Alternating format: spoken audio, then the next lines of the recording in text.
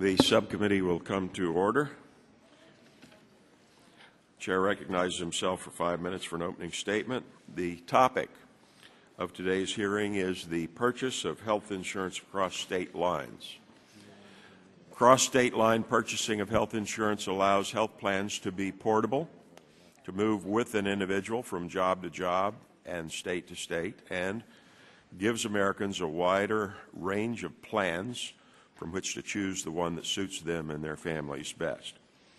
Every state has health insurance mandates, from Idaho with the fewest, 13 mandates, to Rhode Island, topping the list with 69 separate mandates. My home state of Pennsylvania has 57.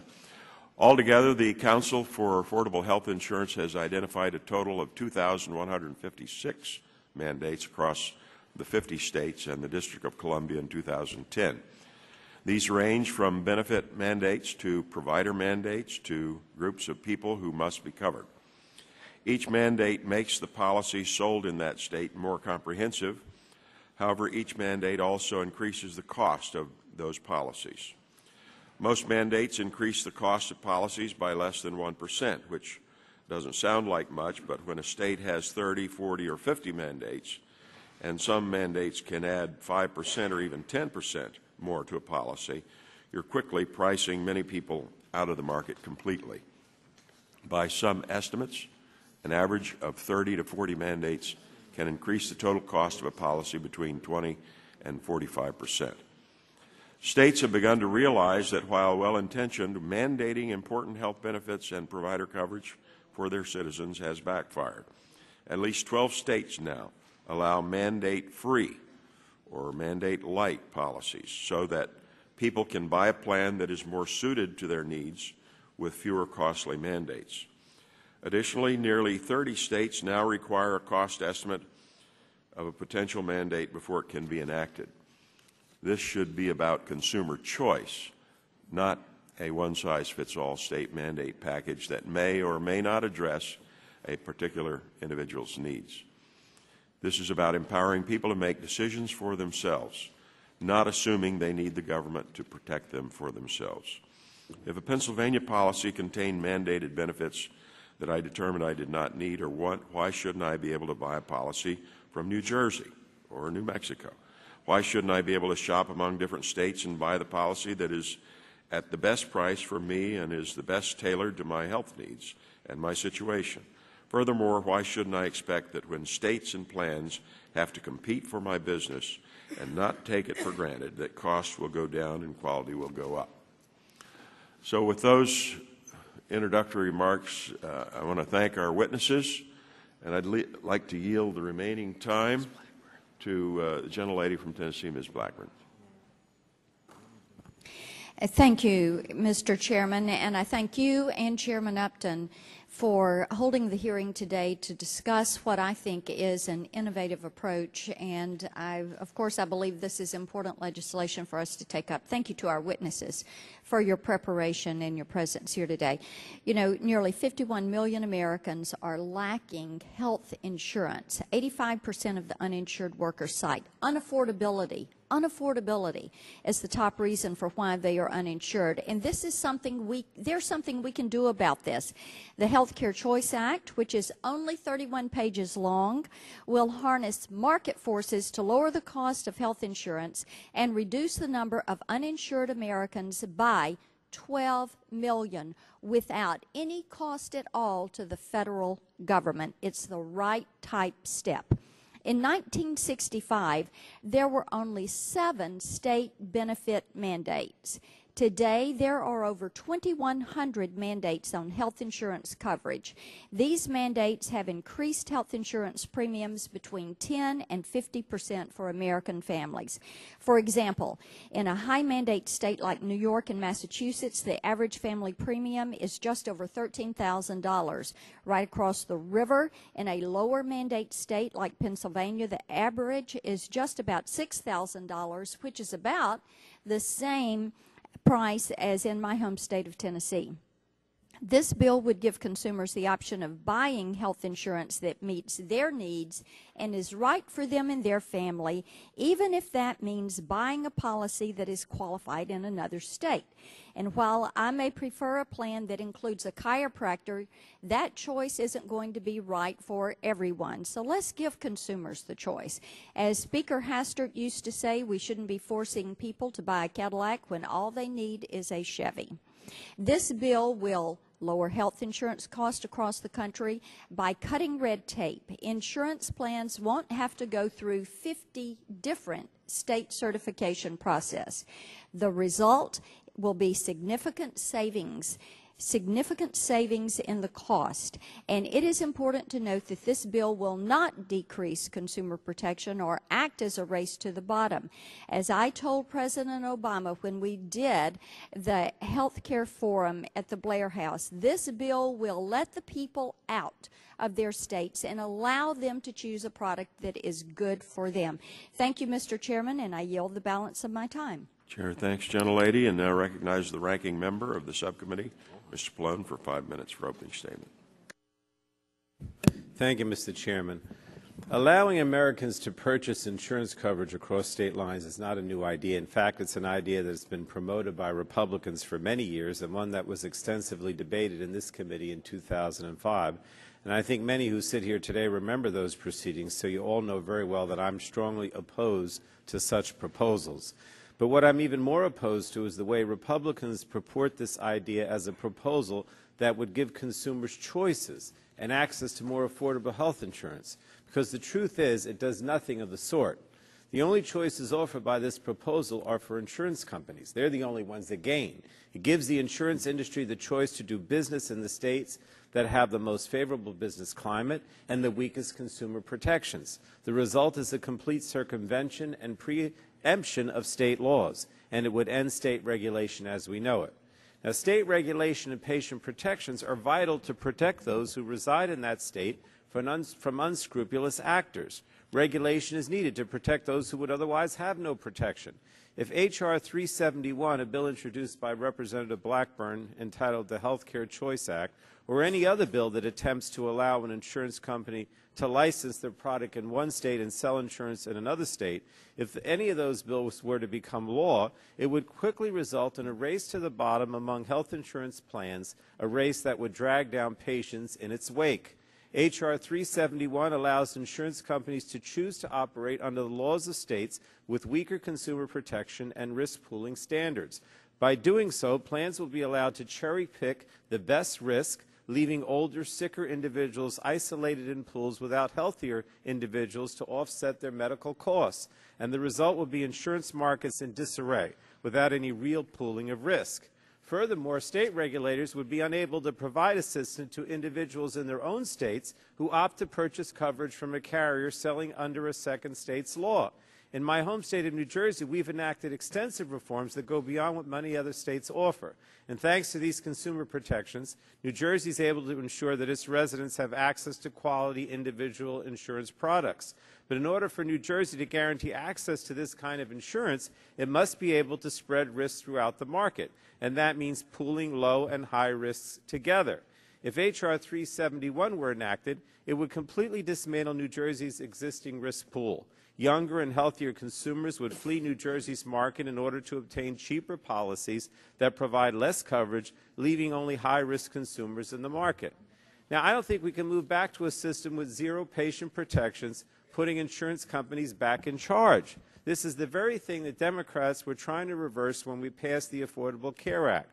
We don't want to empower insurance companies. So I can't conclude without pointing out that H.R. 371 also reveals the very popular and critical Patient Bill of Rights provisions of the Affordable Care Act. That's no surprise. The insurance companies didn't like those things either because they want to discriminate. So the protections that would be repealed include, among others, prohibiting gender rating, prohibiting the denial of people and children with pre-existing conditions insurance, outlawing rescissions, and prohibiting annual and lifetime limits on insurance. These are the anti-discriminatory practices that are already in effect under the health care reform, and which my constituents say they very much like. These are all gone, all for the purpose of helping out the insurance companies, because the Republicans simply want to be with the big insurance companies. The Affordable Care Act also created state-based health insurance exchanges, which would allow other insurance carriers to come into states, thereby increasing competition and lowering premiums. But the stark difference, of course, from the Republicans is that the insurance companies would have to comply with federal and state mandates for coverage under the Affordable Care Act. And I'll also point out that the Affordable Care Act includes a provision known as health care choice compacts that allows insurers to sell insurance across state lines and only be subject to laws in the issuing state, but it includes protections for states and consumers. And again, the difference, the Affordable Care Act puts the decision to allow the insurer to sell across the line in the hands of the state where the product would be sold, not in the hands of insurance companies. My whole point here is, look, I understand you're talking about selling insurance across state lines. That can be done, but it can't be done in a way that simply gets rid of the state protections, eliminates the risk pools, and puts all of the choices in the hands of the insurance companies. That's what you're doing with Ms. Blackburn her bill and others that might be like it. And that's exactly what we don't need. It's not a problem to be able to sell across state lines. It's the patient protections that need to be in place. Again, I guess this is one case, Mr. Chairman, where the Republicans actually do have a replace plan, but I think that this replace plan is not one that's good for the American consumer, and I think it just puts the country's health system in a lot of trouble. So thank you for giving me a replace plan, but it's not one that I think that we should enact into law. I yield back. Chair, thanks, gentlemen, and now recognizes the full committee chairman, Mr. Upton, for 5 minutes. Well, thank you, Chairman Pitts, for holding this hearing. 2 weeks ago, the committee reported out legislation that will help lower health care costs by enacting real medical liability reform. Today, we're going to continue to examine ways that we can replace last year's health care law with common sense solutions that actually do lower costs. You heard our side talk a lot about repeal and replace, and I believe that this is one of those replacement planks, and commend my colleague, Mrs. Blackburn, for leading the charge on this issue. Allowing Americans to purchase coverage across state lines is an idea that has been gaining momentum for good reason. Individuals do use and shop for products every day that are made in other states. Yet in health care, individuals are prohibited from purchasing coverage across state lines. This policy has major implications for families across the country looking for affordable health care plans. States have imposed over 2,100 benefit mandates on health coverage. Estimates show that these requirements increase premiums anywhere from 10 to 50%. Consumers are forced to buy a Cadillac health care plan. They aren't even given the option of something that might better fit their need. And as a result, many individuals choose to go without any health care coverage because of the costly mandates. States are realizing benefit mandates are a problem that have to be dealt with. 15 states are now considering legislation to allow individuals to purchase coverage across state lines. 2 states with very different political backgrounds, Georgia and Maine, have already recently enacted laws to promote interstate purchase.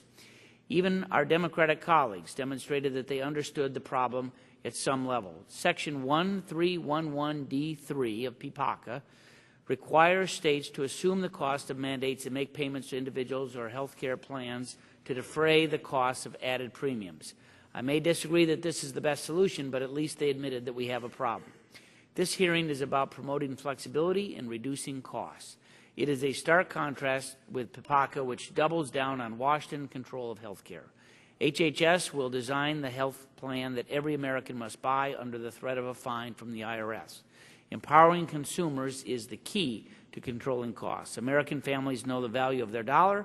If given the chance, they'll demand health plans that provide better quality at lower costs, something the federal government has consistently failed to do. The question is, will Congress and the President give the people the freedom?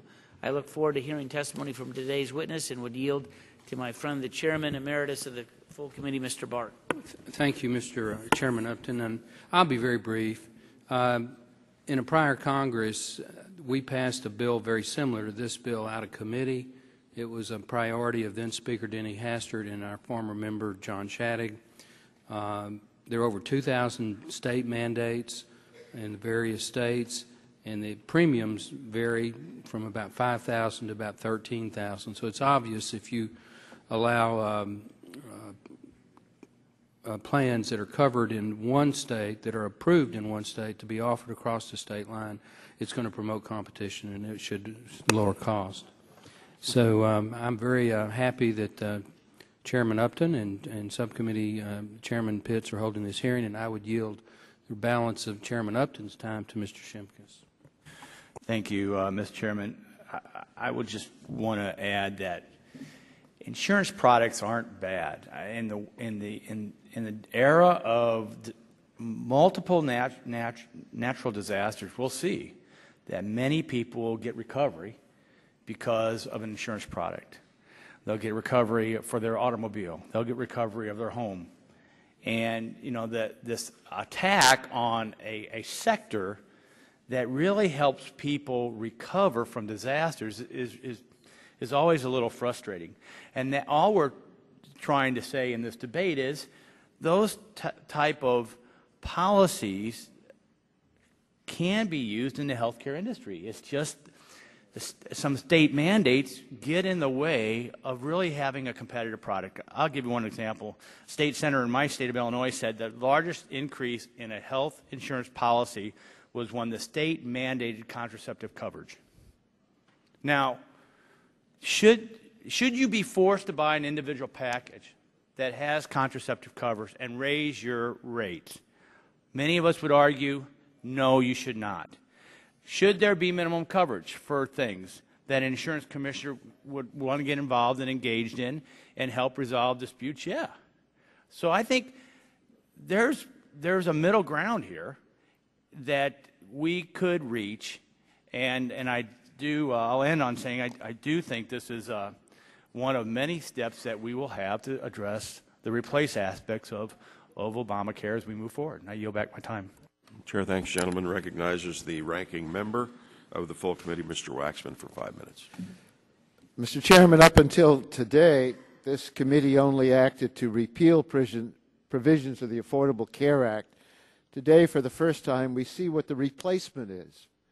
However, this replacement clearly fails to keep the promises made in the Republican resolution to replace the Affordable Care Act, and it would be a step backward for the American people.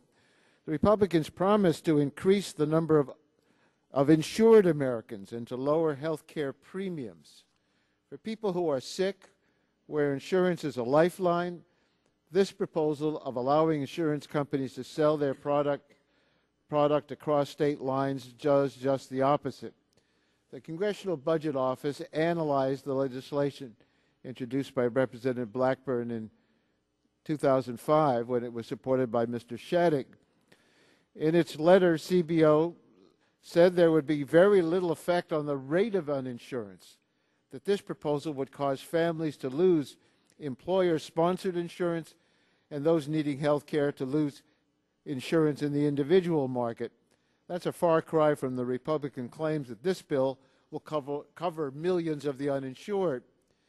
CBO also noted that the bill would increase the price of coverage for those expected to have relatively high health care costs.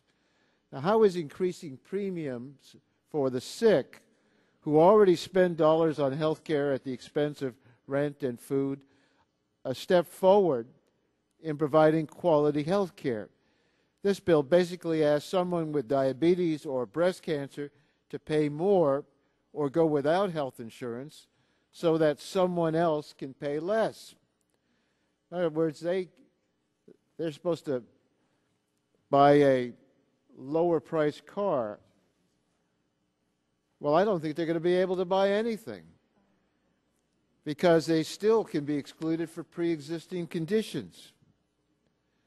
The goal of the Affordable Care Act is to make affordable coverage available to everyone, sick and healthy alike, not to help one group of people at the expense of another.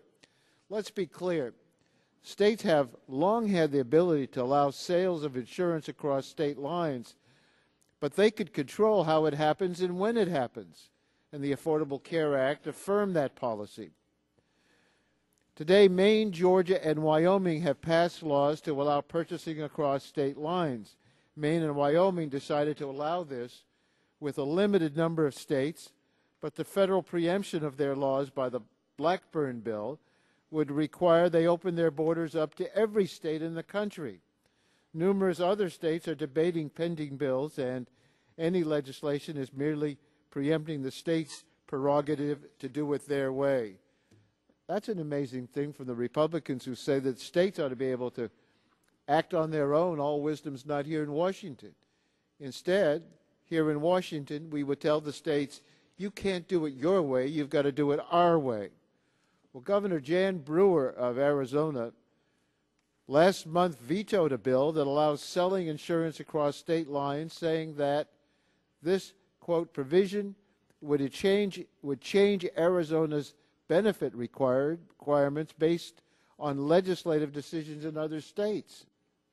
She also said she's concerned about other risks to our citizens who may be subject to other states' regulatory procedures that could leave them with little recourse in the event of mistreatment.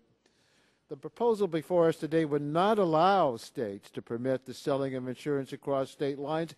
It would require it to be done the way the federal government insists. This bill is unlike the Affordable Care Act, which regulates insurance to set a federal minimum standard, but permits states to go further to protect their state's residents. Republicans claim to support the authority of states to govern themselves as they see fit, but this is not what they stand for when it comes to legislation. The people with breast cancer, diabetes, and newborns have been guaranteed coverage for their services by most, but not all states. So when the federal government comes in and preempts those state laws, patients with breast cancer and diabetes may not be able to find insurance that covers their treatments and testing. You know, if it's covered in another state, doesn't mean the insurance company that's offering a bare bones package in another state is going to offer it in every state. We don't mandate the insurance companies to do anything. We only mandate that states allow those insurance companies who think they can make a buck come in and sell it, if they're allowed to sell it anywhere else. Critics claim that state benefit requirements add as much as 50% to health insurance premiums. According, if I might, Mr. Chairman, according to a more impartial source, the National Association of Insurance Commissioners, it is less than 5%. This proposal is a bad idea on its own terms. As a replacement for the Affordable Care Act, it's disastrous. Thank you, Mr. Chairman. Chair, thanks, gentlemen. I'd like again to thank the witnesses for agreeing to appear before the committee this morning. Your willingness to take time out of your busy schedules underscores just how important this issue is to all of you, as it is to all of us. Our first witness, Mr. Steve Larson, is the director of the Center for Consumer Information Insurance Oversight at the Center for Medicare and Medicaid Services. Our next witness is Dr. Stephen Parente, is the Minnesota Insurance Industry Professor of Health Finance and Insurance in the Department of Finance in the Carlson School of Management at the University of Minnesota. Christy Herrera is the Director of the American Legislative Exchange Council's Health and Human Services Task Force. Stephen Finnan is the Senior Director of Policy for the American Cancer Society's Cancer Action Network. And lastly, Dr. Paul Howard is a Senior Fellow at the Manhattan Institute. Your written testimony will be entered into the record. We'd ask you to summarize in 5 minutes. Each of you, Mr. Larson, you may begin your statement. Good morning, Chairman Pitts, Ranking Member Pallone, members of the subcommittee. Is the mic on? Can you hear it? Yeah. No? Okay. Thanks for the opportunity to appear here today. I've submitted my full testimony for the record. I'm pleased to be here and have the opportunity to comment on the issues related to the sale of insurance across state lines. I know we all share the same goal of assuring affordable and comprehensive insurance options for individuals and families, and I believe we also agree that healthy competition among private insurers can help drive costs down and provide more consumer choice. But in our view, the Affordable Care Act accomplishes these goals in the best possible way. First, in 2014, state exchanges will foster competition among insurers by having insurers compete on the basis of price and quality rather than on their ability to underwrite those who need insurance the most, people with pre-existing health conditions. The Affordable Care Act also creates transparency, a key component of a healthy, competitive market. State health insurance exchanges provide transparency to consumers who can make apples-to-apples comparisons of coverage options and allow people to understand in plain English what they're buying and how it will protect their families. The Affordable Care Act ensures consumers get the benefit of a core set of consumer protections, protections that are critical to a well-functioning market. In 2014, insurers will be barred from denying coverage on the basis of health status, and consumers will have high-quality coverage. The Affordable Care Act also provides key protections and benefits that have already taken effect, such as the prohibition on rescissions and bans on lifetime limits on insurance coverage. We also expanded access to care for young people by providing coverage for dependents up to age 26 on their parents' policies, a benefit to over 600,000 young adults already. In addition to the provisions of the Affordable Care Act, many states also have basic consumer protections, including reasonable rating bands or corridors and restrictions on underwriting. These ensure that people with medical conditions are not excluded from insurance coverage. Many states also have laws to ensure consumers have access to an adequate network of specialists and other health care providers, and many have mechanisms to deal with complaints consumers might have in dealing with their insurance company. The Affordable Care Act allows consumers to continue utilizing the staff of these state insurance commissioners when they have issues, concerns, or questions. Speaking from my firsthand experience as a state insurance commissioner for 6 years and also director of SOCIO, the proposition of allowing interstate sales of insurance in a way that eliminates or overrides a state's own authority to protect or assist insurance consumers in their market is, while well-intentioned, a step backward in the effort to provide accessible, affordable, and fair health insurance coverage to all citizens. Allowing insurers to pick the state they want to be regulated in provides the insurers the choice of which state laws they have to comply with. Insurers can then issue policies with fewer benefits or protections in other states that otherwise would not allow such policies. The laws of the issuing state become a ceiling or a cap for other states. This will likely lead to cherry picking of healthy groups and individuals. And we know from experience that when we segregate risk pools by selectively selling policies with thinner coverage or fewer benefits, we drive premiums up for the rest of the population. State insurance regulators, legislators, and governors would be powerless to try to fix this because they would have no jurisdiction over these policies. In addition, proposals that preempt state insurance laws in one state with those of another leave consumers at a disadvantage. State insurance regulators often provide key consumer assistance to residents of their states. If state regulators were no longer able to provide these services to purchases of interstate policies, consumers in one part of the country would be dependent on the time and resources of a state regulator thousands of miles away. It is likely many consumer complaints or problems would go unaddressed. Insurers can already sell insurance across state lines so long as they comply with state laws. Many companies today operate and provide insurance in multiple states. In summary, the Affordable Care Act has increased consumer protections and will lead to more affordable, comprehensive insurance options. Interstate sales, where the laws of one state preempt those of another, would leave many consumers with less affordable coverage and no one to turn to if they needed help navigating the market. Thank you. Chair, thanks, gentlemen. Dr. Parenti, you're recognized for 5 minutes for your statement. Thank you, Congressman Pitts and members of the committee for this opportunity to speak to you today. My name is Steve Parenti. I hold the Minnesota Insurance Industry Chair in Health Finance at the University of Minnesota, and there I serve as a professor in the Finance Department, as well as running a medical industry MBA program. My areas of expertise are health economics, health insurance, and medical technology evaluation. Most recently, I and my colleagues Roger Feldman, Gene Abraham, and Wendy Zhu at Minnesota completed a study on the impact of allowing consumers to purchase health insurance across state lines. This peer-reviewed study was accepted for publication last winter as forthcoming in the Journal of Risk and Insurance. And on a side note, I must say that the deliberations of this committee 5 years ago were the inspiration for that publication. I have provided a copy of that publication with my remarks for your consideration.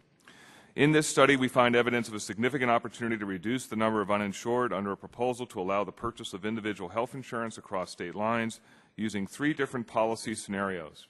First, the best scenario to reduce the uninsured numerically is competition among all 50 states where 1 or more states emerge as dominant players.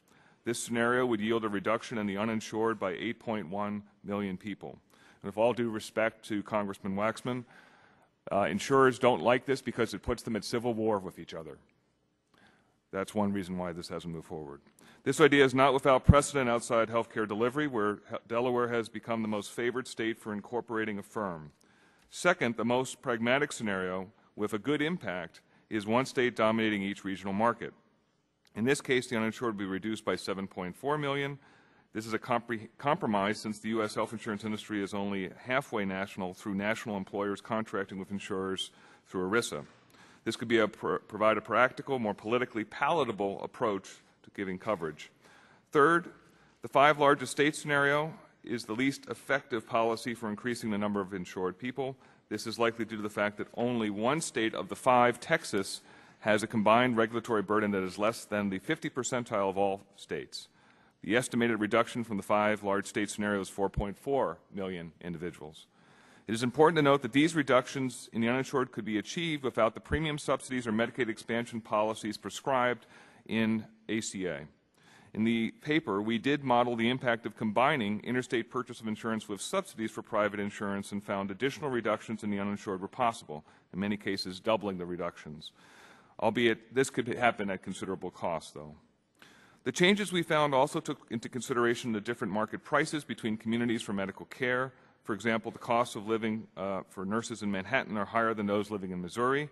These differences were factored out. As a result, the impact is almost entirely due to differences in the regulatory burden and mandates between the states. In one of the most telling illustrations, we found premium quotes for the same family from the same insurance company for the same insurance benefit to be twice as expensive in a New Jersey town, Lambertville, compared to New Hope, Pennsylvania. These 2 towns are separated by a 1/4 mile of Delaware River, but their citizens are likely to use many of the same doctors and hospitals. It is understood that policy simulations simplify many political barriers, but the opportunity cost of not allowing interstate sales might motivate the development of legislative and contractual agreements to divide regulatory powers between primary and secondary states. This could be consistent with the exchange policy as well. Of course, adequate disclosure to consumers of the primary and secondary states' obligations will be paramount for this to work. One possible outcome is that consumers who buy insurance in 1 state but live in another could have 2 insurance regulators looking out for them rather than just 1. This would address a substantial concern that demandating the market could leave consumers without adequate consumer protection. At the same time, if the effect of mandates on premiums substantially reduces the probability that someone would buy insurance, one must ask, which is the worst outcome? Lack of coverage for a given service or no coverage at all due to higher premiums from mandates? Although we have modeled the person-level impact of a national market on coverage, we are unable to assess the impact of such a migration on provider access as well as quality. Nevertheless, a national market could lead to substantially more health insurance, even those with chronic conditions and pre-existing conditions. In addition, development of a national market requires no additional federal resources other than the support for this legislation to permit the development of such a change. In closing, I hope these new findings will be considered by the Congressional Budget Office if and when this topic is considered formally. CBO frequently uses peer-reviewed studies as a basis for policy impact. I hope this new study will be considered and that any opportunity with such potential to reduce the uninsured gets serious consideration amidst the fiscal constraints that can handicap so many of the other coming health reforms to be implemented under the Affordable Care Act in 2014. Thank you. Chair, thanks, gentlemen. Recognize Ms. Herrera for 5 minutes for an opening statement. Thank you, Mr. Chairman.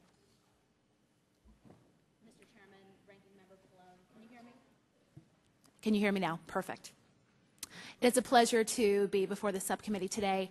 I am Christy Herrera. I'm Director of the Health and Human Services Task Force at the American Legislative Exchange Council, or ALEC. ALEC is a nationwide nonpartisan organization of state lawmakers. We have nearly 2,000 legislator members across the country, about a third of all legislators nationwide. Today, I'll briefly address how an interstate market could bring about affordability, innovation, and choice. And I'll also discuss some nascent state proposals that have already been mentioned here: Wyoming, Georgia, Maine, Arizona, and Oklahoma. Simply put, our nation faces a crisis of the uninsured. 1 in 6 Americans lacks health coverage, and increasing numbers either can't afford it or choose not to purchase it at all. Many states are considering legislation to allow the purchase of health insurance across state lines. ALEC believes that these are promising proposals that could bring about affordability, innovation, and choice. First, affordability. Many Americans live in states where high-cost health insurance is the only option, and where more affordable plans can be found just across the state line. Innovation. When we open up these coverage options, individuals could benefit from innovative plans in other states, and state lawmakers could benefit from new ideas in other states while maintaining core consumer protections in their own state. Choice. People could choose more customized health plans that meet their health needs. As has been mentioned, each state imposes mandates that require individuals to purchase coverage for specific benefits, procedures, or providers in order to purchase health insurance coverage at all. While these mandates may make coverage more comprehensive, they also make it more expensive, and it can price people out of the market altogether. An interstate market could allow people to purchase out-of-state coverage with fewer mandates, or allow people to top up for richer coverage in another state. ALEC is generally supportive of any proposal to allow the purchase of health insurance across state lines. However, ALEC believes that it is the states that are best equipped to develop and implement this kind of targeted health reform solution. First, the states are both constitutionally and statutorily authorized to have primary regulatory authority over health insurance, but more importantly, we believe that states can develop their own policies that reflect their own unique circumstances, and this kind of pluralistic state approach can yield best practices with implementation. We began tracking state-level legislative activity in 2007 when our legislators adopted Model Healthcare Choice Act for states. This is state-based model legislation that vests authority in a state's insurance commissioner to allow the sale of health insurance across state lines. In 2011, 15 states considered this legislation. Last year, Wyoming became the first state to enact this kind of legislation. Wyoming's law would establish a multi-state consortium that will establish reciprocity agreements for the approval, sale, offer, and structure of health insurance plans. This month, Georgia and Maine became the second and third states to allow cross-border purchasing of health insurance. In both states, individuals who apply for an out-of-state policy will receive a disclaimer noting which state's laws govern benefits and underwriting. Georgia's law gives wide latitude to a state's insurance commissioner to qualify the sale of out-of-state plans, and it also allows Georgia's own insurers to sell products that are similar to those out-of-state plans. Maine's law establishes what are called regional insurers, headquartered in Connecticut, Massachusetts, New Hampshire, or Rhode Island, and it allows these regional insurers to sell health insurance policies in Maine. These out-of-state plans must comply with the individual health insurance laws of its home state and also comply with Maine's consumer protections. Also of note are the Arizona and Oklahoma approaches that would respectively open Arizona to a 50-state market for health insurance and allow Oklahoma's governor to negotiate interstate compacts in this area. In conclusion, ALEC believes in the promise of these state-based initiatives because they can help many Americans choose affordable, innovative, and customized health insurance coverage across state lines. These state-level reforms have only just begun, and now is the time for the states to develop these proposals, to glean best practices for implementation, and hopefully to demonstrate success. Thank you. Chair thanks gentlelady and recognizes gentleman Mr. Finnan for 5 minutes for an opening statement. Good morning, Mr. Chairman, Ranking Member Pallone, and distinguished members of the committee. I am Stephen Finan, Senior Director of Policy at the American Cancer Society Cancer Action Network, which is the advocacy affiliate of the American Cancer Society. ACS-CAN is grateful for the committee's invitation to speak to the issue of interstate sales of health insurance and its potential impact on consumers. Insurance issues are inherently complex and often dense, so I would like to explain the issues through the cancer lens, how the concept might ultimately affect cancer patients and survivors.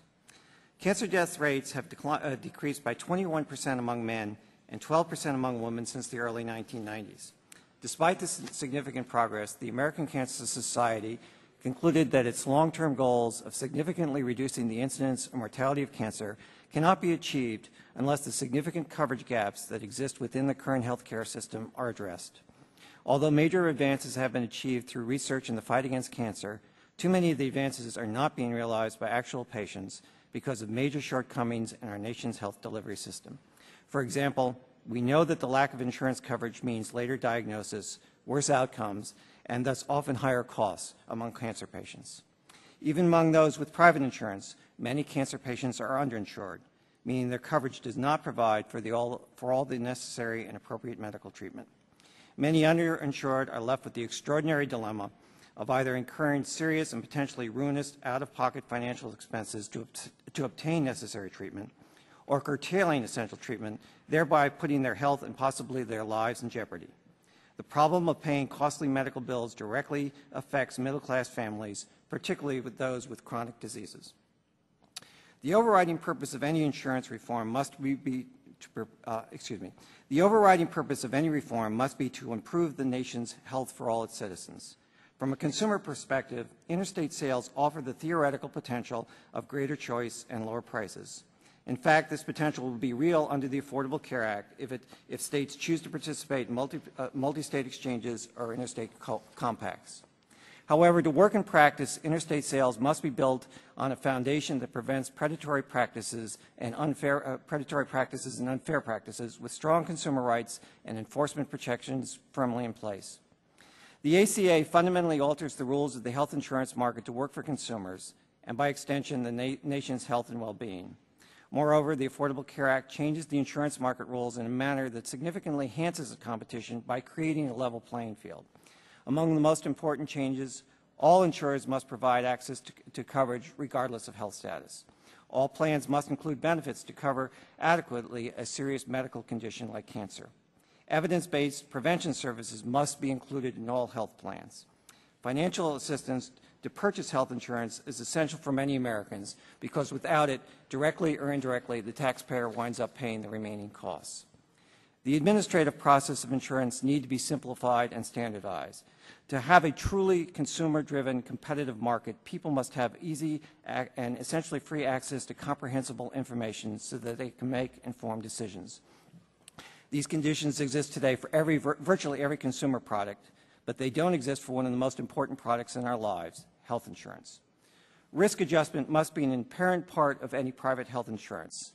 A good risk adjustment system will reward insurers for finding efficient ways to provide quality care to all health risks rather than trying to avoid risk. This is the proper way to harness competition to the benefit of consumers and our nation. And finally, and last but not least, interstate sales that are currently built on a state-based system you must change the foundations that consumer protections do exist across state lines and there is adequate means of enforcement and redress. The general concept of interstate sales of health insurance is consistent with the overall trend in consumer products in recent years, especially with the growth of the Internet. Competition across state lines in many consumer product areas often benefit the consumers through greater choice and lower prices. So the question is, why wouldn't the same be true for health insurance? Unlike other consumer products, many insurers don't always want to sell their product to any consumer. Their business model is built around not selling to all applicants. The strategy is very simple and clear. Health claims are highly skewed. Roughly 20% of the people pay for 80% of the costs. If an insurer can avoid that 20%, they would still have a huge market, but they have avoided virtually all the cost. This, in turn, would allow them to provide the opportunity to sell insurance relatively cheaply to a large market of healthy people. But the side effect would be that the high-risk people, like cancer patients, are left out, are left in pools with extraordinarily high costs. The competitive pressures of unregulated interstate sales would almost certainly force insurers to embrace a highly discriminatory tactics of cherry picking. If some insurers cherry-pick the lower costs in the market, the remaining insurers are left with pools that are disproportionately high risk compared to their competitors. Let me just conclude by saying it is imperative that we not jump to the conclusion that high cost of health insurance today is simply a function of too little competition or too much regulation. Interstate sales of health insurance could nominally increase competition at lower price. However, a highly competitive market without good uniform rules will simply become a faster race to the bottom. The relatively young and healthy would benefit, but the consequence would be foreclosure of access to or affordability of coverage for those with serious medical conditions like cancer. We do not believe that this is the intent of the law or the idea, but it could happen, and that would clearly be an unacceptable outcome. All right. Thank you, Mr. Chairman. Chair thanks, gentlemen, and recognizes Dr. Howard for 5 minutes for opening statement. First, I'd like to thank Chairman Pitts and Ranking Member Pallone for holding the hearing today on the important topic of interstate insurance competition. I'm speaking today in my capacity as Director and Senior Fellow at the Manhattan Institute's Center for Medical Progress, from my experience writing and researching on healthcare policy issues, and from speaking to health insurance stakeholders, including large and small employers, insurers, and consumers about the challenges facing the market today. There is no doubt that the single most important issue facing American healthcare is the high and rapidly rising cost of that care, and, directly related to it, the high cost of health insurance. The high cost of care is the primary reason why many Americans lack health insurance, since they cannot find affordable coverage that meets their needs, and why more small employers are dropping coverage in the face of unsustainable cost increases. The forces driving healthcare inflation aren't the villains we hear of on the campaign trail. Bad incentives, not greedy corporations, are primarily to blame. Namely, the unlimited tax deduction for employer-provided health insurance, the dominance of fee-for-service reimbursement systems, and, most importantly for our discussion this morning, government regulations of health insurance and healthcare markets that actively deter competition that might offer lower cost but still high quality products to consumers. State insurance regulations often mandate the coverage of provider services or insurance benefits in the name of consumer protection, when in reality what such mandates provide is provider protection, or I should say provider income protection. Legislators often justify additional mandates by pointing to anecdotes where coverage of a particular service or provider appears at least after the fact to be critical to the health and well-being of a particular policyholder. But legislation via anecdote is not a justification for adding additional costs to standard insurance packages, particularly when increasing the cost of those packages inevitably prices some consumers out of the market because they cannot afford to buy the Cadillac coverage that legislators or the providers who argue for such coverage believe they must offer. Different consumers will have different preferences for insurance coverage and terms. As a 25-year-old male may opt for very different insurance than a 38-year-old married father of two. Telling the younger man that he must opt for the older man's coverage is likely to price him out of the market entirely. Creating a viable interstate insurance market would begin the vital process of making the marginal costs of regulation transparent to uninsured individuals who are in the most need of more affordable insurance options. It may also spur innovation in insurance products as states compete to offer the best combination of cost and coverage terms. This is exactly the type of competition that we should be encouraging in healthcare and health insurance markets. Objections to the interstate sale of health insurance rest on a purported race to the bottom that would supposedly ensue if consumers could purchase across state lines. However, under legislation like the Healthcare Choice Act, products sold in a secondary state would also have to be sold within their primary state. Policymakers and insurance regulators in the primary state would still have powerful incentives to ensure that such coverage sold to their own residents was not deceptive and of high quality.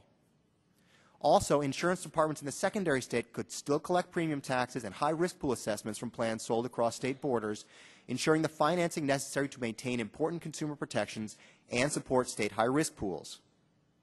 Also, although under McCarran-Ferguson, states have the primary responsibility for regulating insurance sold to their residents, employers that self-fund health insurance coverage under ERISA are not subject to state regulation.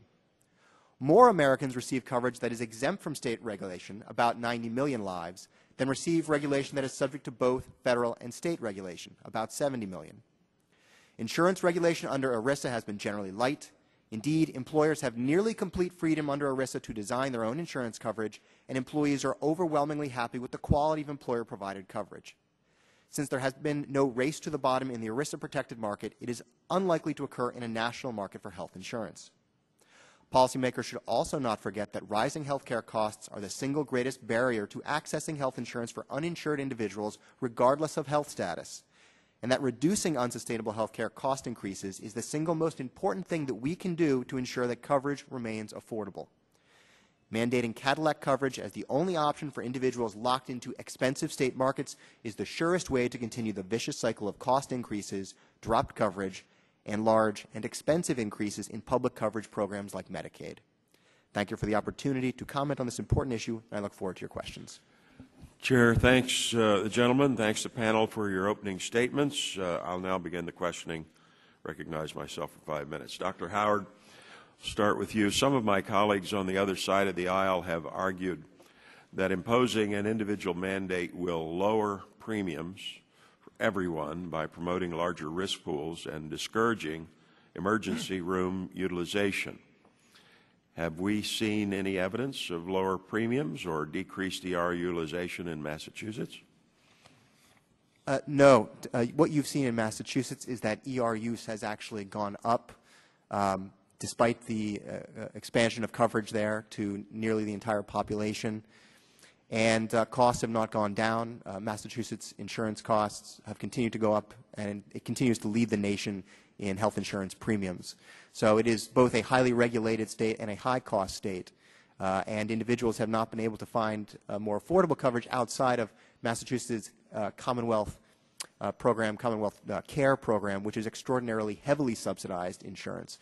So the market has remained very expensive. It's extraordinarily costly for both the state and individuals. Thank you. Dr. Parenti, do the regulations of guaranteed issue and community rating penalize people that have been responsible and purchased insurance before they were sick? Absolutely. I mean, in our models and from the literature that's come up before our study, the biggest thing the community rating and guaranteed issue do is push up the premium costs. It's just automatically what an insurance actuary does when they factor in the price.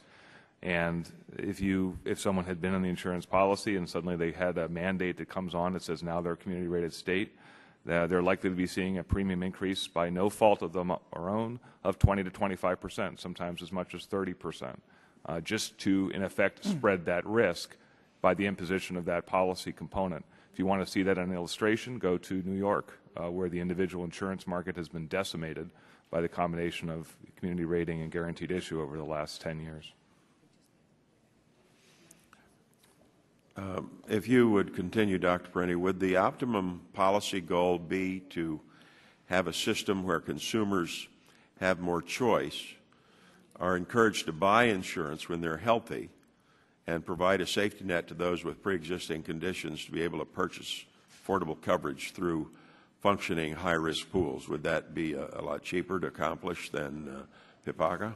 That would be the ideal. The logistical challenge is to make sure that the folks that are vulnerable and don't buy coverage, that lose coverage because of pre-existing conditions, have that high-risk pool that's available to them. Minnesota actually has that in place. They've had a high-risk pool designed very successfully since 1978.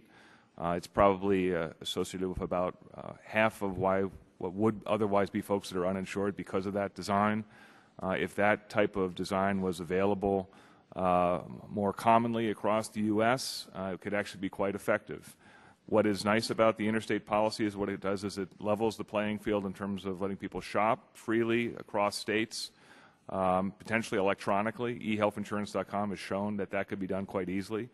And then for those that may be in a vulnerable situation, as long as they're identified, they can essentially apply for premium subsidy support and essentially get it either through a state high-risk pool design or some other type of system. Ms. Herrera, you mentioned Georgia. Georgia recently enacted a law to allow the purchase of health coverage across state lines. Can you give us an idea of how many states Georgia residents can now buy more affordable coverage from? Absolutely. In the case of Georgia, it shares a border with Alabama, which has a relatively low number of mandates and a relatively lightly regulated health insurance market. Premiums are lower. So for folks in Georgia who are uninsured, allowing them to go over to Alabama to buy a more affordable policy would be good. However, Georgia also shares a border with Florida, which has mandate-rich coverage and many consumer protections. Folks in Georgia looking for those options could buy from Florida as well. Could you elaborate on the effects on coverage in New York after PIPACA-like reforms such as guaranteed issue and community rating were adopted? I'm not familiar with the New York market. Dr. Parenti, can you elaborate on that?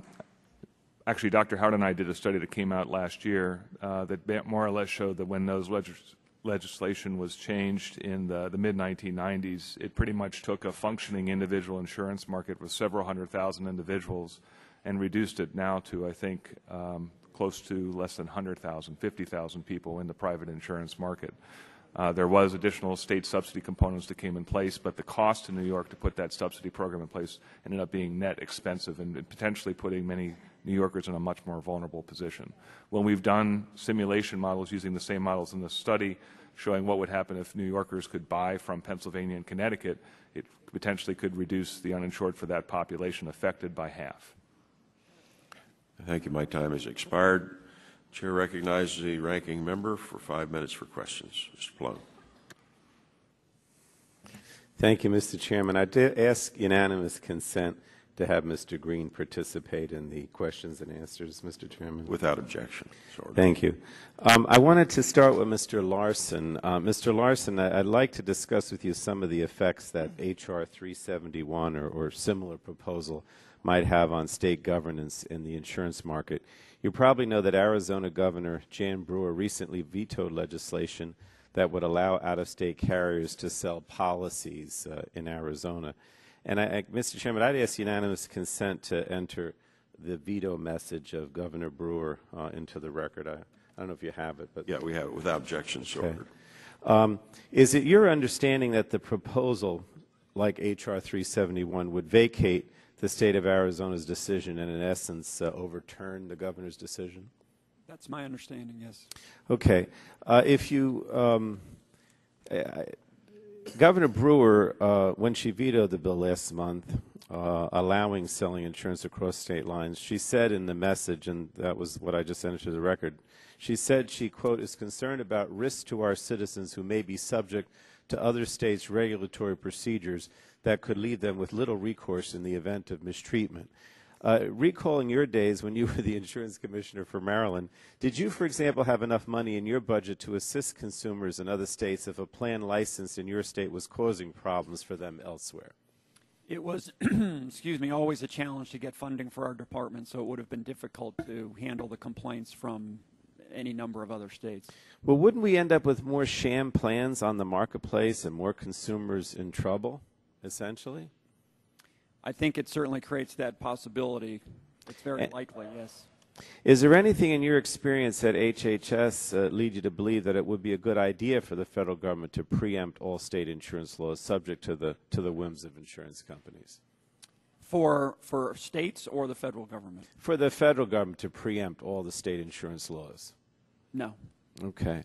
I'll ask you and also Mr. Finnan, if I could. I'm concerned that, again, under this legislation, the Ms. Blackburn's legislation or something similar, the incentive would be for insurance companies to choose to locate in the state with the least amount of protections and the least amount of oversight of the industry. So let me ask Mr. Larson first. Do you believe that insurers would rush to sell products from the single state with least possible consumer protections and other requirements? I do.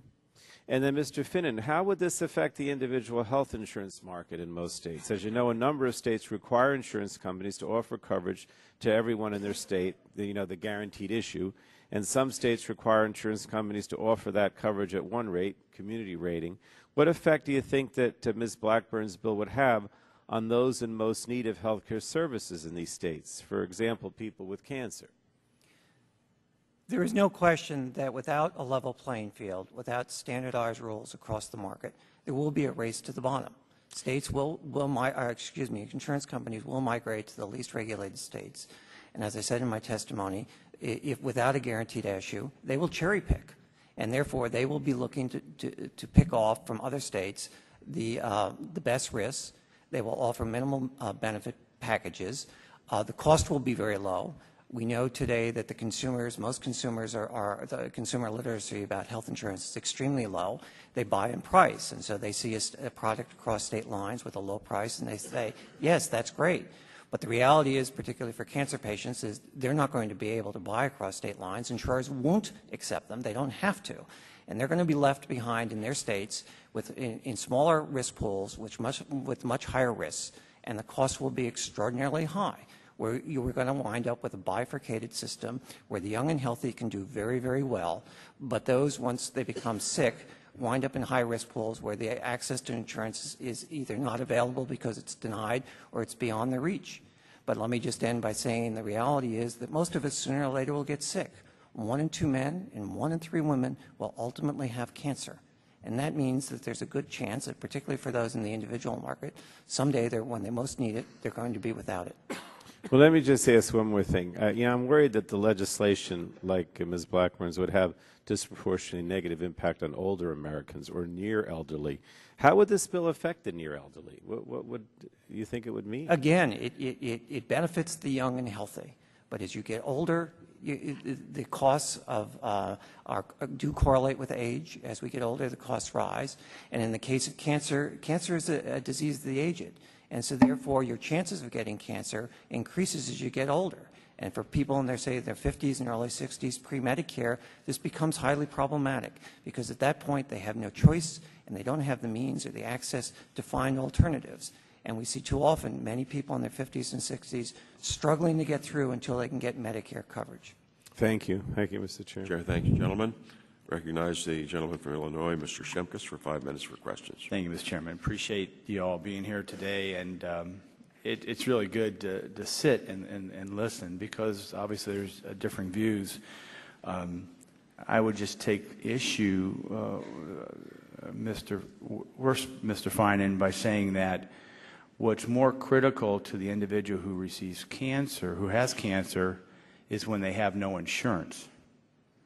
That is when this whole debate is having quality, accessible, low-cost insurance, and the debate is really the mandates on issues that may not deal with the catastrophic issues of health care delivery. And in my opening statement, I did with contraceptive coverage. I mean, that prices people. You get, if it's 1% per mandate and you have 30 mandates, you have a 30% increase on private health insurance. Ms. Herrera, I love ALEC, and I appreciate their position. I've got, in your testimony, individual health policies as low as $110.05 in Iowa compared to New York, which is $339.60. That's a huge difference. Are we saying that the folks in Iowa have sham plans? Is that a sham? No, Ms. Herrera. No, Ms. Herrera. Is that a sham plan? Absolutely not. I mean, you mean the folks in Iowa are not supporting sham plans that their constituents and they're not just a payoff to the insurance industry? These are quality health insurance plans that cover catastrophic issues. That's a great point. I think that's the beauty of this kind of proposal. As Dr. Parente mentioned in his testimony, you not only have your insurance regulator, commissioner looking out for you, but you also have the insurance commissioner of the insurer's home state. And so we're adding these layers of protection as we open up the market. And Iowa borders my state of Illinois. Illinois' individual policy averages about, and this is in your testimony, $161.15. This is a monthly. So multiply that by 12, which would show. And so the issue is affordable, accessible, quality, catastrophic coverage, unencumbered by things that you may not want to have covered. That's kind of this debate. From my perspective, obviously other people have different perspectives. Let me move to. Congressman, may I've got 2 minutes and 30 seconds left, and I need to get to the. I want to go to Mr. Larson. The Secretary of HHS, with your counsel, will be charged with determining what benefits must be in a health plan purchased by my constituents. Is that correct? There's a requirement in the Affordable Care Act that we will define what are called essential health benefits. So you'll be in this mandate debate too? I'm not sure if we call it a mandate debate, but Well, it will be if you determine what's in the essential package. That was part of our debate on this whole, why a lot of us opposed it, because if we get into now a national standard that adds mandates that the individual consumer may now be forced to purchase because of the new health care law, we're in the same boat as this entire debate. I would say it's different in this respect. First, I would focus on the terminology. These are essential health benefits. So Well, I think the state of Illinois has decided that contraceptive coverage is an essential health benefit. Well, and I would argue that a lot of my constituents do not think so, nor do they want to pay for that. So I would be very, very careful as you all move forward to make sure that it's essential. I would say catastrophic coverage would be essential. This is what you're doing now is part of this mandate debate. Let me move to another question real quick. Secretary Sebelius has stated that the fraud and abuse in our medical system increases costs. Do you agree with that assessment? I think, yes, we can reduce costs through doing an improved job of ferreting out fraud and abuse, yes. So part of the health care plan is going to have a huge focus on ferreting out waste, fraud, and abuse. Yes. And with your intention and with the Secretary's attentive focus on this. Yes. Good, great, thanks. With 30 seconds remaining, you also mentioned that patients in non-grandfathered plans now have greater freedom to choose their own doctor. Section 1311H of the health care law, page 78 in the yellow book it's on the table there, authorizes HHS to issue regulation that would prohibit health plans from contracting with certain physicians. Is that correct? I apologize. I'm not quite sure what you're... Well, I'm done. Maybe one of my colleagues will follow up, but it's page 78. The health care law is right there. You're welcome to grab it. I think your health care law will allow the HHS to deny individuals access to the doctor of their choice. And I yield back. Chair, thanks, gentlemen. I recognize the Ranking Member Emeritus, Mr. Dingle, for 5 minutes for questions. Mr. Chairman, I thank you for your courtesy. The French have a great saying, the more things change, the more they are the same. I've seen this before. About 20 years ago, this committee went into the matter of mischief, rascality, and interstate sales in insurance. And it was a scandalous thing to behold. And we found the state regulatory agencies didn't have the authority to address it, that they couldn't address it, and they wouldn't address it.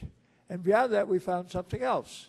We found that folks were traveling around the country with suitcases full of cash, running off to the Cayman Islands and all kinds of other places, that places like Louisiana and Texas, next-door neighbors, couldn't deal with their problems of enforcing the laws. It was a terrible mess. And insurance ratepayers were getting skinned left and right. And commissioners of insurance came into this committee to complain about the fact that this was going on. So I can see that the insurance companies have been busy. And I can see that they are looking forward to cutting a fat hog, which this bill will permit. So I have a few questions here. So to Director Larson, please answer yes or no. Section 2796 of H.R. 371, the Health Care Choices Act of 2011, would exempt health insurers in a secondary state from complying with any state law regarding fraud and abuse other than those that meet the definition in Section 2795. I am concerned that the definition of fraud and abuse in H.R. 371 is so high states would find it nearly impossible to prosecute an insurer for fraud and abuse, thereby opening wide the door to fraudulent activity. Now, do you agree with that statement, yes or no? Yes. All right. I happen to believe that H.R. 371 would increase the opportunity for rascality, particularly due to lack of enforcement authority and oversight tools, and, as Mr. Pallone has pointed out, money and capabilities to deal with these things that would be available in the secondary state. These states would be unable to revoke the license of an out-of-state insurer if they were found to be acting fraudulently. And without this type of tool to discourage abuse, I am curious how a secondary state could, in fact, protect their constituents. Again, as a former insurance commissioner, do you believe that a secondary state would be able to audit an insurance licensed in another state under H.R. 371, yes or no? I'm sorry, that they would or would not be able to audit? Say it again? Well, let me answer this way. I think that provision of the law would give me great pause as a former commissioner in my ability to oversee. It would be a wonderful opportunity for rascals and rascality. Further, if the secondary state found that an insurer acted fraudulent in their state, do you believe, again, that H.R. 371 would allow a secondary state to prevent the insurance that acted fraudulently from operating within their boundaries? Yes or no? I think it would be difficult, yes. Now, Mr. Finn, it is clear that one of the side effects of this bill will be a race to the bottom, and insurance companies will be huddling up in the states with the most lenient regulations. For example, under current law, if a constituent of mine suffering from breast cancer has a complaint about their insurer not covering the cancer treatment recommended by their oncologist, my office could help them receive recourse through the Michigan Insurance Commissioner. I'm curious how my office would handle such requests under H.R. 371. If a constituent purchased their inadequate insurance in Iowa, am I to expect that the Iowa Insurance Commissioner is going to regulate this insurer? I happen to think that this puts too much hope and trust in the insurance industry and in a ramshackle system of regulation. I have previously told my friends on this committee this would be like using one pat of butter for a whole loaf of bread. Is it your opinion, Mr. Finnan, that you believe that one state or even a small group of states would be equipped to handle the concerns and complaints of residents of a neighboring state? We are deeply concerned about the ability of any state insurance department to enforce or act across state lines. Thank you. Thank you. Now, one of the biggest accomplishments of the Affordable Care Act is that consumer protections make up what is called the Patient's Bill of Rights. H.R. 371 would repeal these protections, leaving consumers once again vulnerable to lifetime limits, annual limits, discrimination for pre-existing coverage, limited health benefits, and rescissions. I tend to believe that repealing these protections would enable the insurance companies to discourage or prevent those suffering from cancer or other illness from entering their pool. Do you agree with this assessment, yes or no? Absolutely. Thank you. Mr. Chairman, I thank you for your kindness. Chair thanks, gentlemen, Like and got a bad bill recognizes the gentleman from Pennsylvania, Dr. Murphy, for 5 minutes for questions. Thank you very much. Mr. Larson, at the end of your testimony, I couldn't find your written testimony, you made reference to that if a person has to go back to another state because they're having a problem with their insurance company, you said basically it was likely their consumer complaints or problems would go unresponded to or unheeded. Can you explain that? I think the issue is if there's, I think the terminology that this uses is the primary and secondary state. If you are a resident of the secondary state, now you are essentially beholden to the resources of the insurance department in the primary state. But how did you word that, though, that if you're not from that state, you felt that they weren't going to be responsive? It's a resource issue, frankly. Right? If you've got a company that's selling in 50 states from one primary state, and that primary state has to address the concerns or complaints, which you always get as an insurance. You get that. So you feel they would be less likely to be responsive? It's a resource issue. Okay. There's only so many people. Ever been to a restaurant where you got bad service? Pardon me? Ever been to a restaurant where you got bad service or bad food? Yes, I have. Do you go back? I try not to. Do you tell your friends not to go back? The answer is that I think if a person goes to a restaurant bad service, they're about 12 times more likely to tell friends about it. But if they go good restaurant, they tell a few. But the point is word gets out, and that ruins that restaurant's reputation. Let me ask this. Does Medicare run things well? Because I know I've got staff that are always dealing with Medicare and Medicaid problems.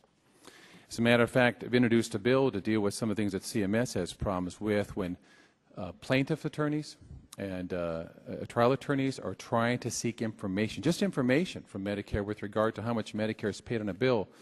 It can take them weeks or months to find this out, and oftentimes this is an error. Now, my problem is seniors who have this issue, they have nowhere else to go. They have no other restaurant they can turn to. They have no other car dealer they can turn to.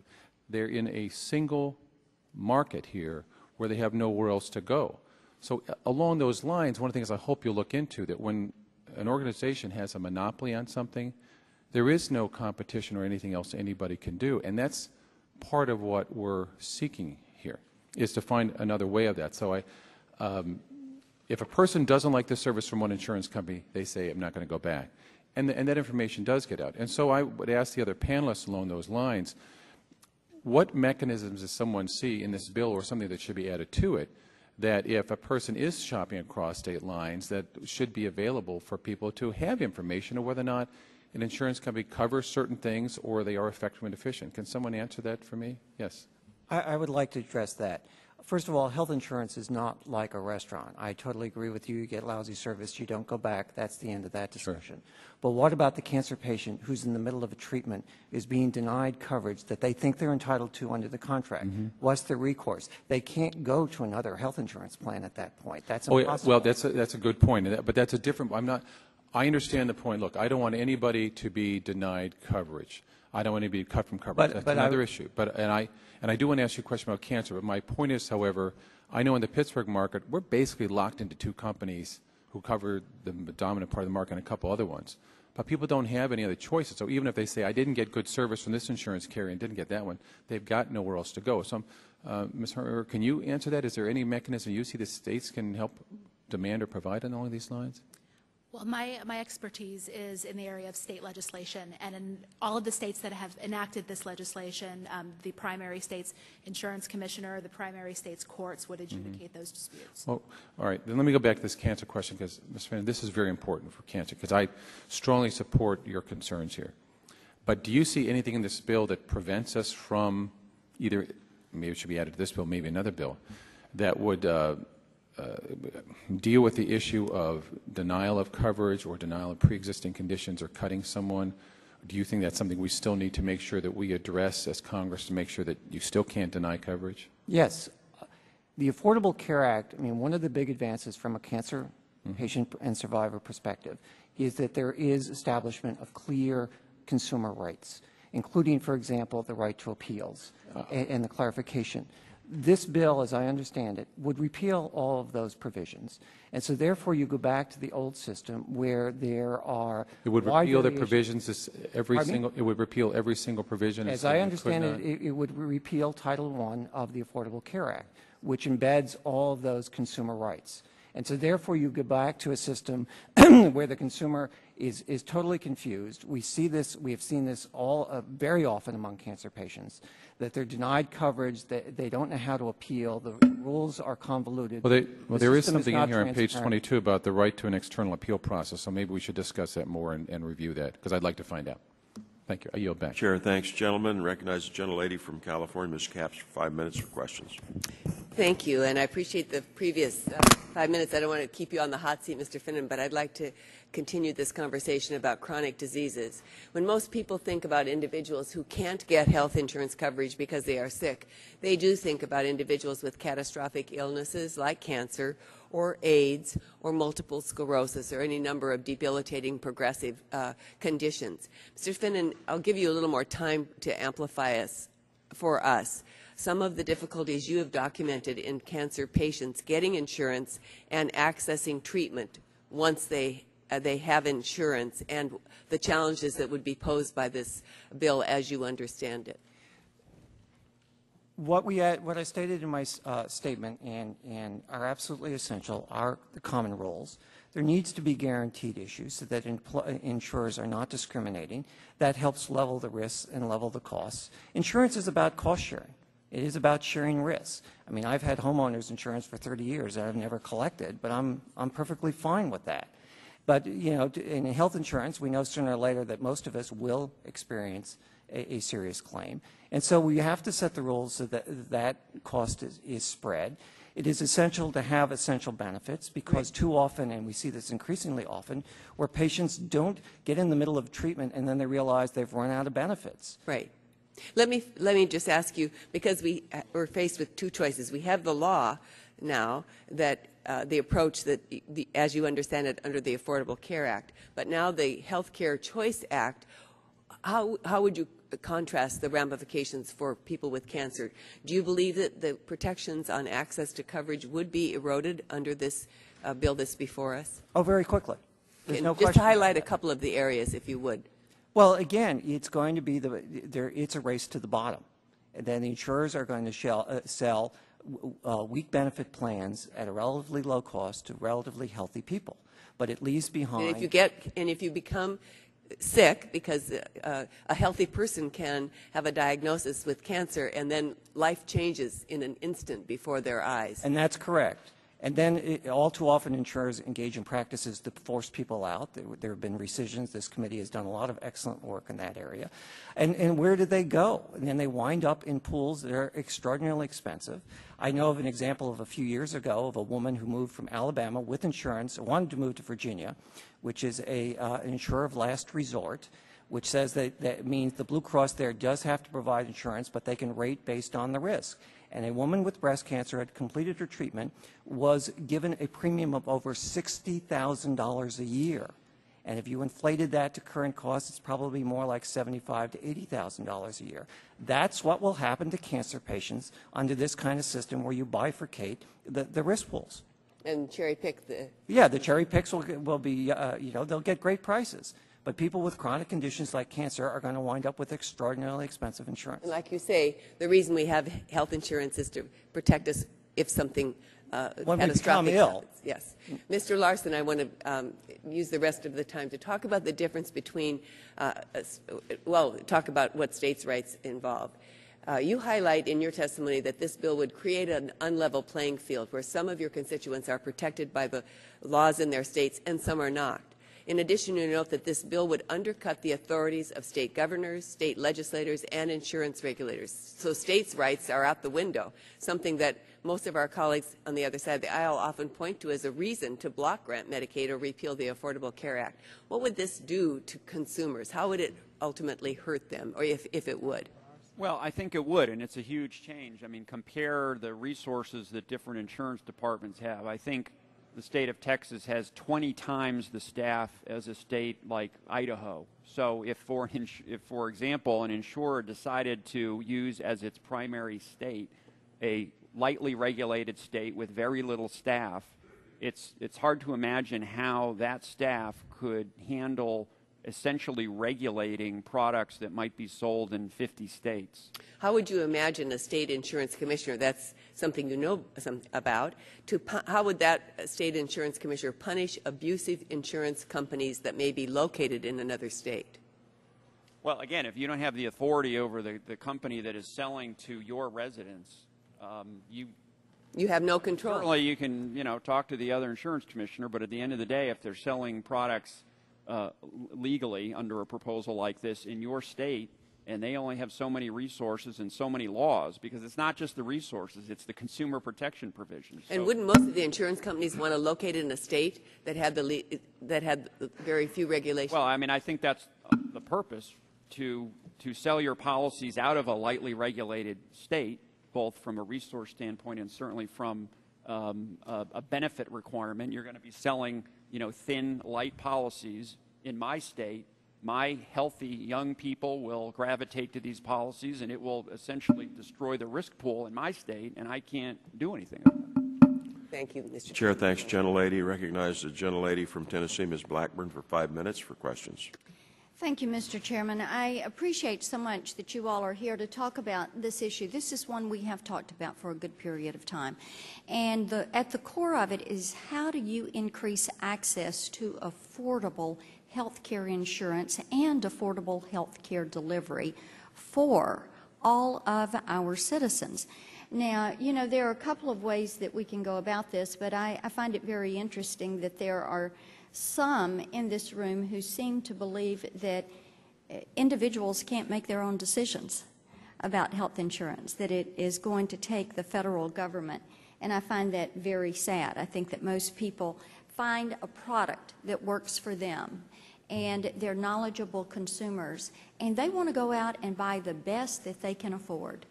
We see it in other sectors of the free market system. Mr. Finan, did you read the bill? Yes. You read the bill? Yes. Okay. I would encourage you to go back and read the portion where, and Mr. Parente actually spoke to this, you not only have your primary state, but your secondary state assurances. Mr. Parente, would you like to elaborate on that point when Well, it comes to consumer protections? You have both states having your back, basically, which is better than just having one state. And yes, you have the issue of essentially whether the state insurance commissioner does have the resources to be able to do this. But understand that if insurers start to migrate to that state and that insurer pays taxes because they're migrating to that state based on their revenue, guess what that insurance commissioner office is going to do? Staff up. You're going to set up a competition amongst the states on who wants to actually have the insurance companies operating in their parameters. And to the restaurant comment, do a good job. So with the issue of cancer and chronic conditions, one thing that I'd like to point out that's in this study that we looked at that was discussed in the previous committee hearings, if you have a chronic condition and you have cancer, you're better off under an interstate provision than the status quo. And the status quo will take us to 56 million uninsured by 2014.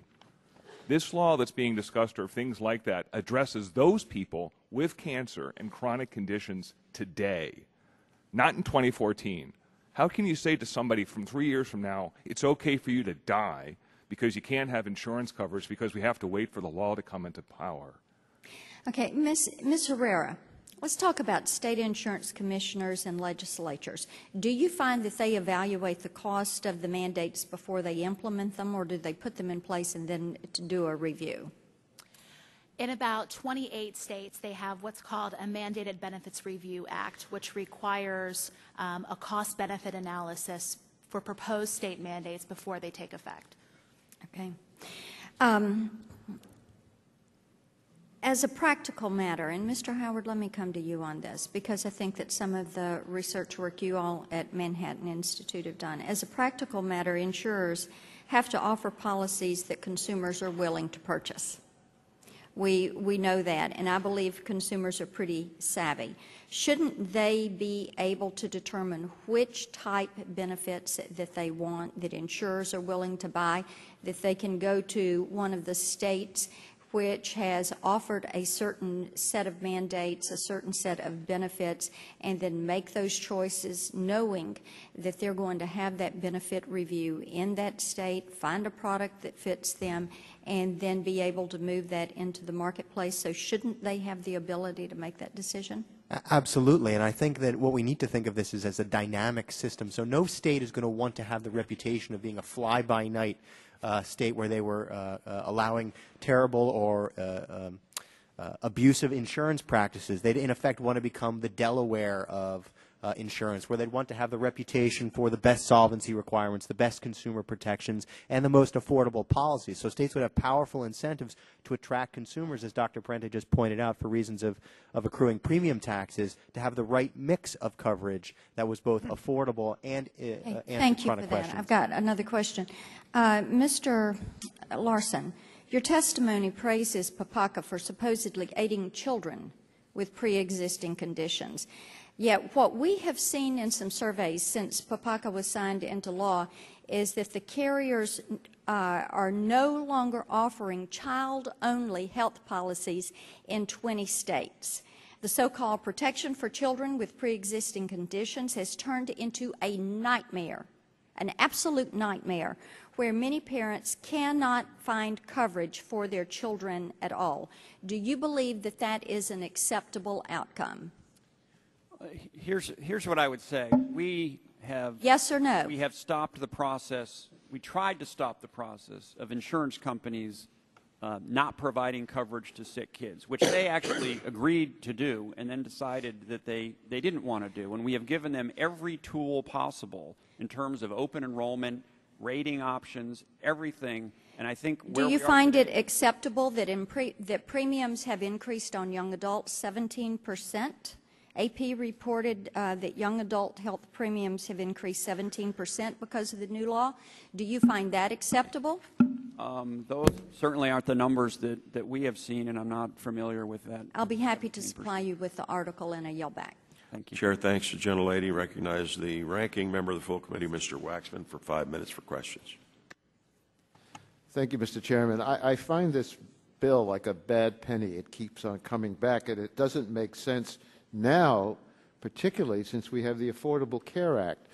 The Affordable Care Act was supposed to deal with the problem of people who have pre-existing, one of the big problems, people can't buy insurance. And they can't buy insurance in the individual market often because they have pre-existing conditions. Dr. Howard, would this change the practice for pre-existing conditions if an insurance company still wanted to discriminate? You know, in states that have implemented both community rating and guaranteed issue, like No, I'm just asking you, is there anything in this bill that would prevent denying coverage because of pre-existing coverage, pre-existing conditions? It would allow people to buy insurance that was more affordable to them. It would give people more options to buy insurance. Well, what if the insurance companies didn't want to cover them because they had pre-existing conditions? Insurance companies that didn't offer coverage or offered unaffordable coverage should have the option of state high-risk pools, federally funded, hopefully, to have that option. But that's not in this bill. Well, that's not existing law. Now, let me go through rather the abstract of some of these issues. Let me get into some details. Dr. Howard, do you believe that insurance companies should cover the adopted children of their policyholders? If they would like to pay for that additional coverage. So if people want to pay for additional coverage, it shouldn't be mandated that everyone has to cover that, which just passes costs along to other consumers. You don't think it's appropriate for states to require coverage of adopted children the same as their other natural-born children? In fact, I can't imagine how anybody could justify an insurer not covering adopted children in the same way they cover other children. The Blackburn bill would end that protection that's been adopted by 45 states. Dr. Howard, do you believe that insurance companies should be required to cover disabled dependents, such as disabled adult children living with their parents? I believe that states that have those requirements. The problem is that insurers will offer any benefit to consumers. If you could buy anything if you have the money, but there'd be no requirement that the insurance companies cover disabled adult children. Disabled adult children, often unable to work, would have nowhere to turn for their health care unless they could be covered under their parents' policy. Nowhere except, of course, Medicaid, which the Republicans are proposing to destroy. The Blackburn bill would eliminate this protection that 42 states have chosen to cover. What about coverage for well child care? States that in this market, that we move to an interstate insurance market, individual states will decide what the best mix of coverage is. So for things where it's disabled children or covering adopted children, a state would say that's a valuable policy, we're going to keep that. Can they mandate it? If one they can't require it. Some other of course policy approved in Iowa must be sold in the state of Nebraska. Isn't that right? And if that policy doesn't cover it, and other policies decide, well, they've got to compete with this cheaper policy, and they stop dropping coverage, the state has no ability to mandate it. Is that right? That's correct. But okay. They have now, what about this coverage for well child care? This is now guaranteed by 34 states that help healthy babies stay healthy. And that would be eliminated. 34 states have required it, and this would be eliminated. Do you believe insurers should cover diabetic testing supplies to make sure the diabetics can manage their diabetes? Congressman, I believe what would happen is that insurers would look at individual mandates on a case-by-case basis and say, does this add value to the policy and help keep our individual policyholders healthy? In many cases, they may keep some of those mandates. They're likely to get rid of mandates. In other words, the insurance companies will decide if they, the insurance companies will decide if they want to cover that, and they won't be told they have to, only if they think it's something they think is part of the package they want to offer. That gets consumers to buy their policies. Yeah, but if consumers don't have a choice of any policy that covers it, then they just have to buy whatever is available. This particular requirement on diabetic testing supplies has been guaranteed by 47 states, and that would be eliminated by the Blackburn bill in those states. And I could keep going. Emergency care is required in 47 states. Alcoholism, substance abuse treatment, 45 states. Maybe an insurance company would decide that's too much and they don't want to provide that. Colorectal cancer screening. Out of the munificence of an insurance company, they may decide that keeps people from getting colon cancer. But it's cheaper to sell a policy that doesn't cover that. Cervical cancer screening. And we can go on and on. I must say, Mr. Chairman, that I find it amazing when people quote the wisdom of Dennis Hastert to say, you don't force them to buy a Cadillac. If we don't allow people with pre-existing conditions to buy anything, because there's nothing available to them. They won't even be able to buy a jalopy. And I'm always amazed when I hear people say, we're going to give people the freedom. You give them the freedom to buy something that won't be available to them because they can't afford it or it's just not even offered. So I yield back my Thank you. Mr. Waxman, I yield to the gentleman from Georgia, Dr. Gingrich, for 5 minutes. Mr. Chairman, thank you very much. I am going to turn to Mr. Larson.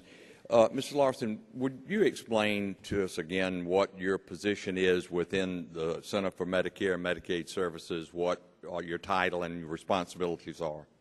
Sure. I'm the director of the Center for Consumer Information and Insurance Oversight, and this center focuses strictly on the private market health insurance reforms with the Affordable Care Act.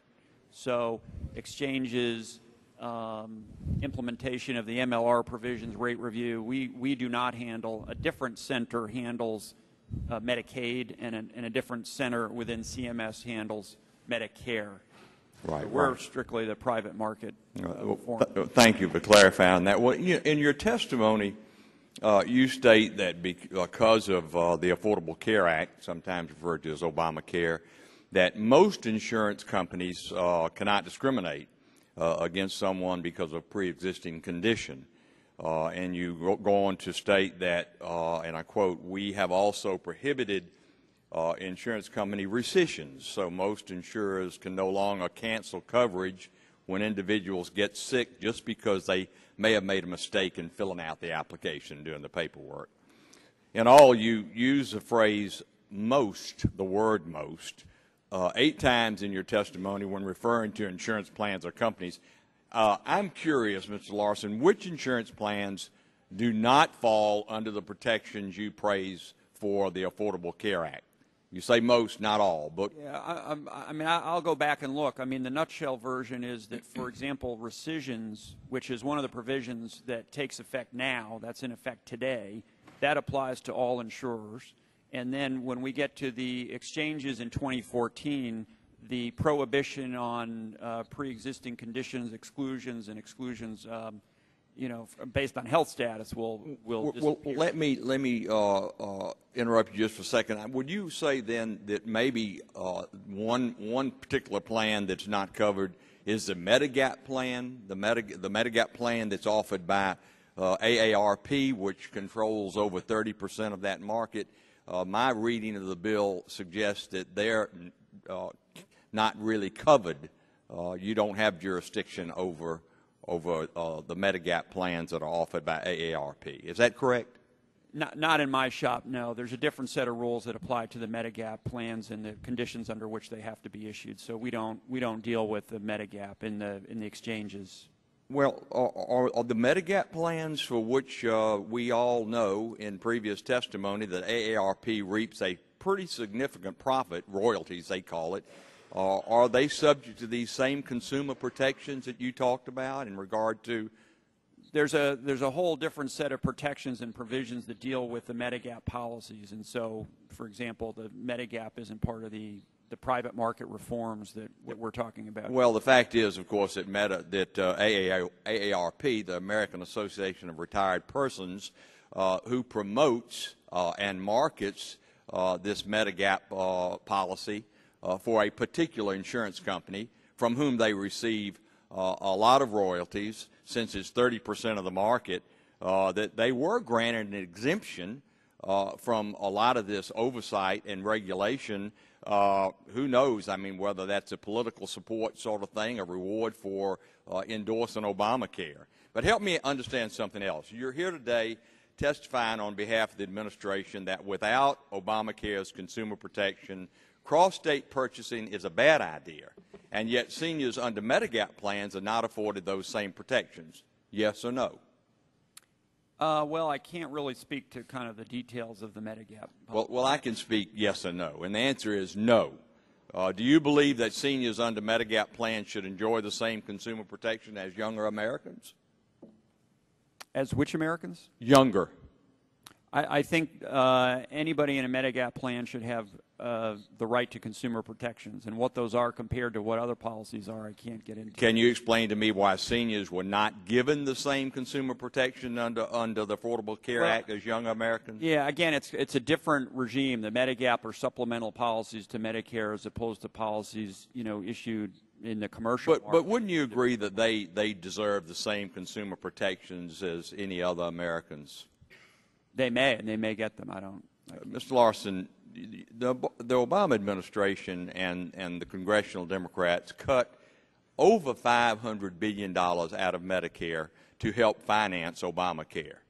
And Obamacare is not Medicare. It's a new entitlement program, maybe an entitlement program for younger people. They didn't provide consumer protections for seniors that were afforded to every other American. It's hard to ignore the fact that this administration purposely raided Medicare to fund a political takeover of health care and quite simply ignored the needs of seniors in the process. And now the solution, they say, is iPad. If you think that the first raid was bad, wait till you see the second. And I yield back. Chair thanks the gentleman and yields 5 minutes to the gentlelady from Illinois, Ms. Schakowsky, for questions. Well, that's interesting that the gentleman is criticizing the Democrats on Medicare when he and all but 4 other Republicans voted for a plan that essentially ends Medicare. It could have a different name, but it won't be Medicare. Guaranteed benefits for the elderly. I wanted to clarify something else, and that is the Affordable Care Act, as I understand it, does include a provision to allow insurers to sell insurance across state lines and only be subject to laws in the issuing states, but that there's also a provision known as the Healthcare Choice Compacts that includes a number of protections for states and for consumers. So policies are not, insurance companies can sell across state lines under the Affordable Care Act. Am I right? There is a mechanism to do that. The only difference is it doesn't result in the preemption of either state's laws. Right. So the state laws that were cited by Ms. Herrera, I think you mentioned Georgia, Maine, Wyoming, maybe some others. Those laws would, under the bill we're talking about today, would be preempted. They would be eliminated. Am I right? And under the Affordable Care Act, those states would be able to maintain their laws. Right. We get the benefit of interstate sales without the problems associated with one state preempting the laws of another state. I really wanted to clarify that, because I think we're talking about it as if the Affordable Care Act doesn't allow for states to sell policies. We just do it with the interest of consumers in mind. Mr. Finnan, is it Finnan or Finan? Finan. Finan. You seem anxious to respond to comments or questions that were raised by my colleague from Illinois, and I wanted to let you do that, but I wanted also to clarify something else. Mr. Parenti said, and it is true that some of the protections of the Affordable Care Act don't go in place for 3 years, and so, you know, he's saying that right now cancer patients can just die or something, but does this bill really protect cancer patients? So if you could say what you wanted to say, and then also... I just wanted to go back to the gentleman from Illinois who has left, but he said cancer patients should be most concerned about uninsured. We are obviously very concerned about that, but the problem of underinsurance is an extremely important one too. And we do see this, and it's becoming nefarious, where patients are in the middle of treatment, realize that their benefits have run out, that they simply can't go to the doctor anymore, or they can't get more treatment because it's not covered. So it's not like they can pick another restaurant. No, exactly. Thank you. That's exactly the point. I'm sorry, what was your second question? The second question was that while it is true, and for some people, I'm sure troubling that the Affordable Care Act's full provisions don't come in for another 3 years. Do the provisions under this bill provide the kind of protection that you need? Well, first of all, some of the provisions of the Affordable Care Act have kicked in. We do have extension of the dependent coverage. There is no ban on lifetime limits now. There are raising of the annual limits. So some of the benefits have kicked in. There is a transition. But to the point is, if we didn't have the Affordable Care Act, we would be in a worse place. We'd go back to the pre-Affordable Care Act where none of those provisions are in place. So the Affordable Care Act is moving in a but with this bill, no, as I understand the bill, it would essentially go back to the world of protections that we had before the Affordable Care Act. And in fact, it would exacerbate it for all the reasons I said. You wind up with a race to the bottom, and you wind up with cherry picking, which makes things that ultimately would wind up with a worse situation than we had before. And let me just finish with this. As a former state legislator, we worked very hard on both sides of the aisles to put in the consumer protections that are in our state legislation that range from mammograms to all kinds of things that we thought should be available in our state. And that's true, and Mr. Waxman enumerated many that are so popular that 40, 45 states have those. Those, as I understand it, Mr. Larson, would all be eliminated if those state laws were, if there were something from out of state. Sure. If an insurer picked as its primary state a state that didn't have those benefits, and there are a small number that don't, then yes, that would set the standard or the ceiling for all other states in which those policies are sold, and you would not get the benefit of those. Thank you. I yield back. Chair, thanks, gentlelady. Recognize the gentleman from Louisiana, Dr. Cassidy, for 5 minutes for question. Hey, folks, I have 5 minutes. If I interrupt you, I'm not being rude. I'm just trying to maximize. Dr. Howard, Mr. Pallone spoke glowingly of how New Jersey regulates, protects consumers, et cetera, and they don't want to race to the bottom. What I see, though, from your excellent testimony, Ms. Herrera, is that the premiums for somebody with an individual policy in New Jersey are about 40% higher than in Pennsylvania. New York, which also has banned community rating, I suppose, and guaranteed issue, it is more than double. What is going to be the impact upon insurance? What is the data? Everybody's talking about how they feel. I want data. What is the data about doubling a premium and what that does to your rate of uninsured? I defer to Dr. Parente on the exact numbers. But Dr. Parente? I mean, basically, if you have premiums that are substantially less, obviously more people are going to get coverage. I mean, that's the best way to deal with it. So if you lower premiums by 50%, that would have a significant impact on the ability of people to get good coverage, correct? Yes. And data shows that, correct? Yes. That's what the study shows. That's what we're trying to say. Mr. Finan, we actually have empiric data. We know that ERISA plans have few mandates, no cancer mandates that I know of, and yet we know that they, if you will, are can be compared to plans which have lots of mandates, including some ERISA plans which are governed by state insurance companies. Is there any difference that you know of, data, not feelings, but data that you know of, in difference in cancer outcomes between those covered by ERISA plans without mandates and those covered by plans subject to mandates?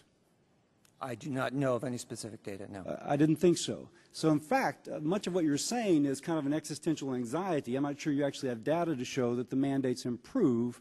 Just comparing ERISA to non-ERISA, no mandates to mandates, I'm not sure you have that data. But the problem is... No, I'm sorry. I'm really into data right now. Dr. Parente or Dr. Howard, checking for your PhDs, I'm sorry. Mr. Larson suggests that community rating keeps the young and healthy in the market. He kind of painted a catastrophic, oh my gosh, if we don't keep them in the market, terrible things happen. Can you elaborate, maybe it was you, Dr. Howard, what happened in New York State to the rates of uninsured among the young when they put in community rating? The market collapsed. I'm sorry, what did the market do? The market collapsed. And that is not an existential anxiety, that is data, correct? That's correct. Okay. Can you want to elaborate a little bit more? Yes, as recently as 2000, I believe, there were over 128,000, 130,000 people in New York's individual direct pay market.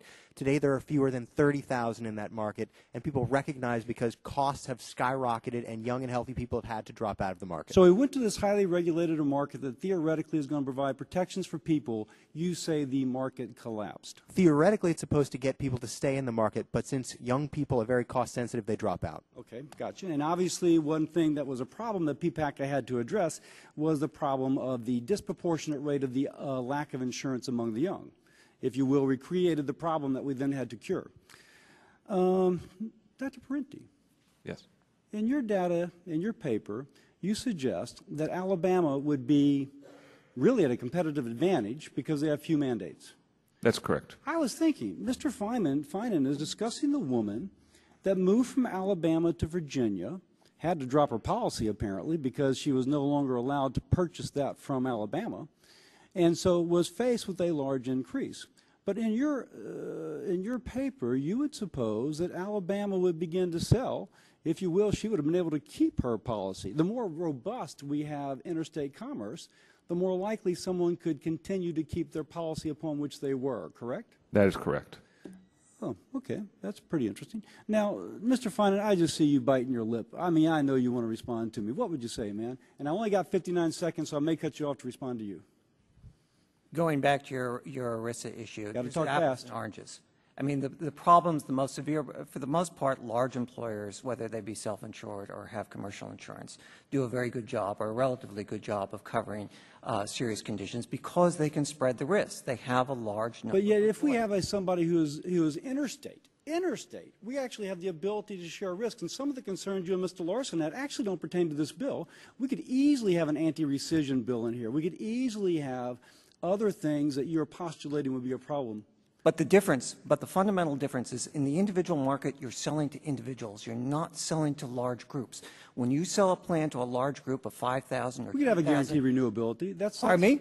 We could have a guaranteed renewability. I mean, that could be added. But you're not going to sell in the first instance. If you're an insurance company, you are looking at the individual and his or her risk at the point of enrollment. If that person has cancer or a history of cancer, the insurance No, company, they're are actually, going to if seek you to look at the deny experience in coverage. Holland, they actually are companies that specialize in people that are high risk. I'm sorry, which company? In Holland. If you actually look at the experience in Holland, they're actually companies that make a living specializing in those at higher risk.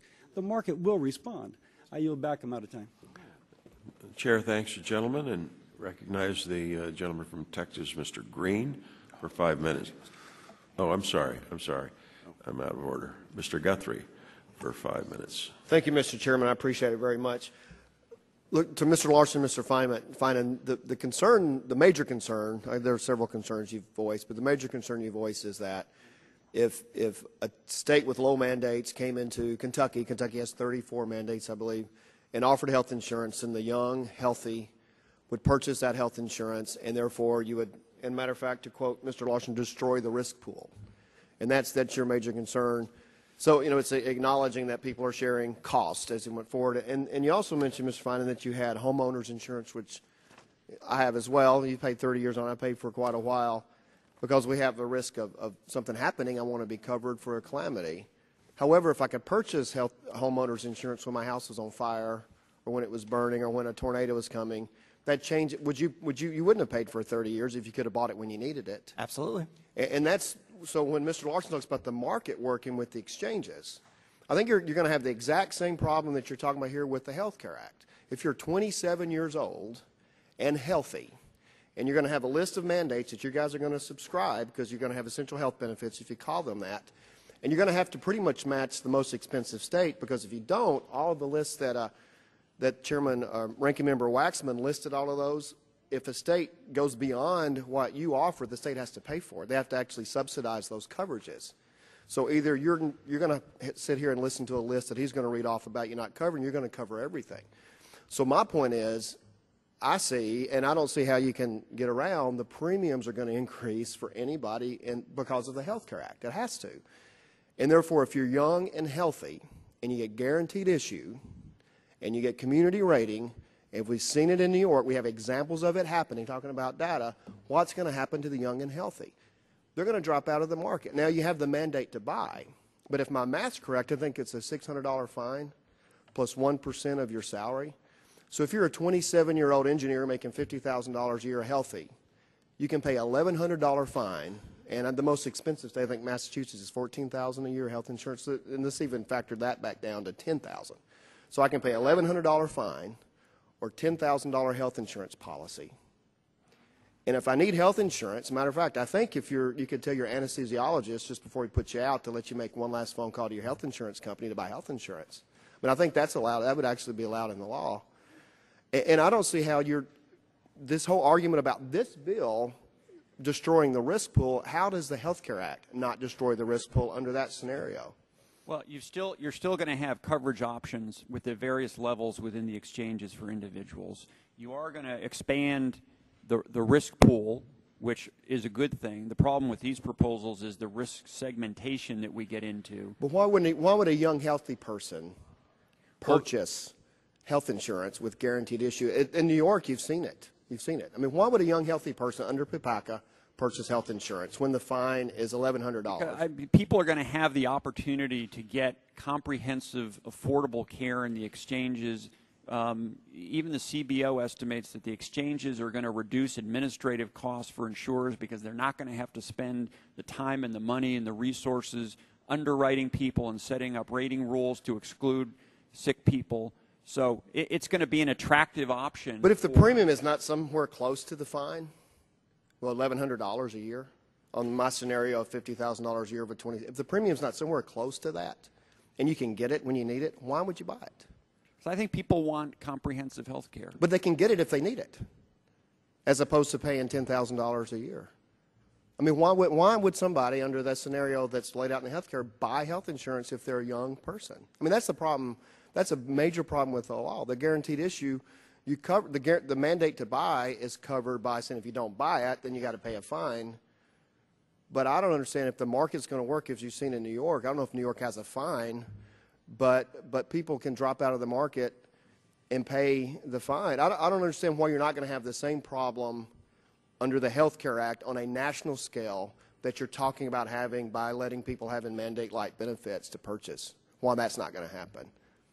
I mean, I just don't see how that's not going to happen. Yeah, I think you're going to see people that want to get comprehensive coverage through the exchanges. But I believe they can buy it but the guaranteed issue, why would they do it? That's my point. Why would a healthy person young do it? There's a lot of people that can't get their coverage today. I mean, that's the issue that we're dealing with today, which is the broken market, right? Where but it's still going to have a different risk pool because if you're young and healthy and you drop out, then it's going to be more expensive, and therefore more young and healthy will drop out, so it becomes more expensive. I'll yield back. Chair, thanks, gentlemen. Recognize the gentleman from New York, Mr. Weiner, for 5 minutes for questions. Thank you, Mr. Chairman. I think actually, you know, this is an interesting conversation about whether or not you should have insurance regulated by states. And I think you can make a pretty good argument that maybe there should be something that should be governed nationally. Now, I'd be interested in knowing whether my Republican friends would be interested in the repeal of the provision that essentially permits insurance companies to operate outside many of the antitrust laws because they share information. The argument always was let them share information because it's important for their business model to be able to do it. But I actually think that most citizens, when you ask them, do they want, if they live in Tennessee, to have Blue Cross of Utah covering them, there's a practical reason why that doesn't happen, right? If you're Blue Cross of Utah, you have to hire get a lot of people in your program that are Tennessee doctors. You don't want to go to a doctor in Utah. You're shaking your head no, Dr. Parenti? Yes. That you think that patients in Tennessee would like to have a doctor in Utah. I'm saying if they're in an ERISA plan, or more likely if they're a federal employee that's living in Tennessee, they're already working through United Healthcare, GEHA, Blue Cross Blue Shield National Association, getting a national provider panel. Blue Cross of Utah, let's assume for a moment I'm in Tennessee, let's say Chattanooga, and I have a doctor in Provo, and I'm sick. It's a long flight, I think. It's going to be a pretty long flight, so I'm probably going to want a doctor in Tennessee. So Provo, the firm in Utah is going to have to set up some kind of a plan for Tennessee, right? They got some doctors, right? No, they're going to have a reciprocity agreement with the lease.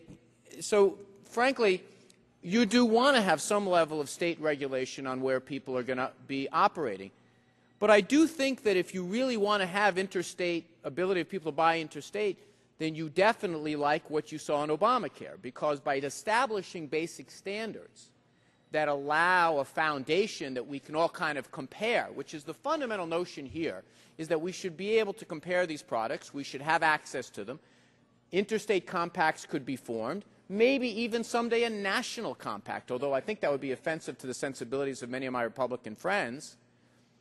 And frankly, you're much closer to having this. But the real objective has to be, it has to be something that someone in New Jersey wants from someone in Tennessee. And the effect of the law, that if this were to become law, is that basically you're saying to the to a citizen, you're going to outsource your rulemaking and your regulatory structure to another state. Why even have the states? Why have the states be involved in the insurance market at all then at that point? Why not just get them out of it completely and just regulate it nationally? I mean, is that the position of the panel? I mean, I guess it would be an intellectually consistent position would say to do that. Like, why do the states even have to be involved here at all? The reason the states are historically is because it's thought that, that you needed some consumer protection to be done in the state level, that you'd be able to call your local state attorney general or your state insurance commissioner and say, I got a beef with this insurance company and how they're treating me. Under this law that we're considering today, this bill that we're considering today, it's my understanding that what will happen is you're going to have some authority of the local guy to call Tennessee and say, hey, stop violating my citizens' rights. But that's really it. You're not going to really be able to march into Tennessee and be able to, I guess you can sue them in Tennessee court if you want. But this is another instance where my friends want to take, they did this last week with their tort proposal, they want to remove the state's authority to govern this stuff and to govern their own citizens. And it's a strange place that they are. They always talk about the 10th Amendment. They talk about the needs to the rights of states. And what you're doing now is not only taking rights away from states and giving to the federal government, which they did last week with the tort reform proposal, but now they're saying give it from one state to another state. And I think that's truly problematic. But if you do believe in the idea, and I kind of in a general sense, I believe in the idea of like having more ability of people to purchase products that are more advantageous to them. But I don't believe that I should outsource New York's authority to govern insurance to Texas or to New Jersey.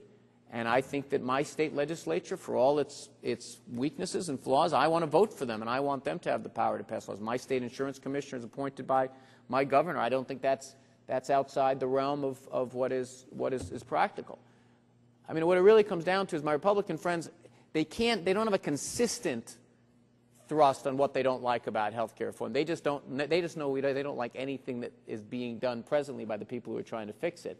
And I think that's evident here today. Thank you, Mr. Chairman. Chair thanks, gentlemen, and now recognize the gentleman from Texas, Mr. Green, for 5 minutes for questions. Thank you, Mr. Chairman, and thank you and the ranking member for allowing me to wave on. Mr. Finian, I know we're discussing the Congresswoman Blackburn's bill.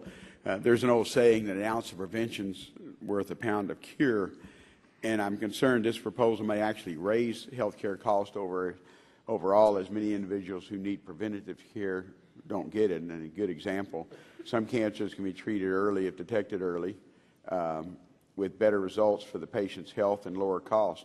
Colorectal cancer is one of the examples. According to CDC, 9 out of every 10 people whose colorectal cancer is found early and treated are still alive 5 years later. If everyone aged 55 or over had regular screenings and all precancerous polyps were removed, as many as 60% of the deaths from colorectal cancer would be prevented. Could you please comment on how this legislation will worsen health care outcomes for individuals with cancer and raise health care costs overall? Yes, thank you, Congressman. That is an extremely good and important question. I mean, the healthcare system today, or up until today, has given way too little attention to prevention and screening. We, the American Cancer Society and the Cancer Society Action Network, have fought vigorously to expand mandates in states on mammograms and colonoscopies, for example, because they are proven. I mean, they are cost-effective in reducing cancer. If people get screened properly and according to guidelines, they are much more likely to be detected at an earlier stage, and therefore they're likely to get better treatment. But as I understand the way this bill would work, interstate sales would not be required to cover those screenings, and so we would be taking a huge step backwards in terms of addressing chronic illness. And chronic illness is the major driver of health care costs in this country. My other question, and this is for the whole panel. Ms. Finian, one of the problems you mentioned is in those that are uninsured and receive a diagnosis for cancer. You also mentioned that even insured people, 25 million, face major struggles paying their bills now. How is it that people with insurance are not able to cover their health care costs? And I know there's lots of different products out there that, you can buy a $25,000 plan. And if you have cancer, $25,000 may not even cover your first surgery. Can you talk about how folks who have insurance and are not covered by that insurance for their treatment, and particularly in cancer? Well, because today there is no such thing as an essential benefits package, insurers can offer a wide variety of sources, and some will argue that that provides choice. But the reality that we have seen all too often is cancer patients who get in the middle of treatment all of a sudden discover there are limits within their plans. They can only go to the doctor X number of times, or there's no coverage for anesthesiologists or something in network. And one of the very serious problems we have is the lack of transparency insurance. Most consumers buy insurance because of the cost, but they don't have any understanding of what's in the benefit package. They don't know how well it will cover them if they get a chronic disease like cancer or a heart disease. And one of the great advances of the Affordable Care Act is much more requirements to increase transparency, to force insurers to disclose more information, and to provide consumers with more information. Well, and I understand because up until the Affordable Care Act, typically insurance was a state product, except for ERISA, and I have a lot of companies who come under federal law, and there's no essential benefits under ERISA either. And there have been problems with some of my large industries, but most states make up for that by having a mandated benefit. And I have to admit, I was in the state legislature in Texas for 20 years, and we started out really well because my first term, we actually required insurance companies as mandated benefits to cover children from the time they were born and not wait until they've survived 30 days from birth before they would provide health care.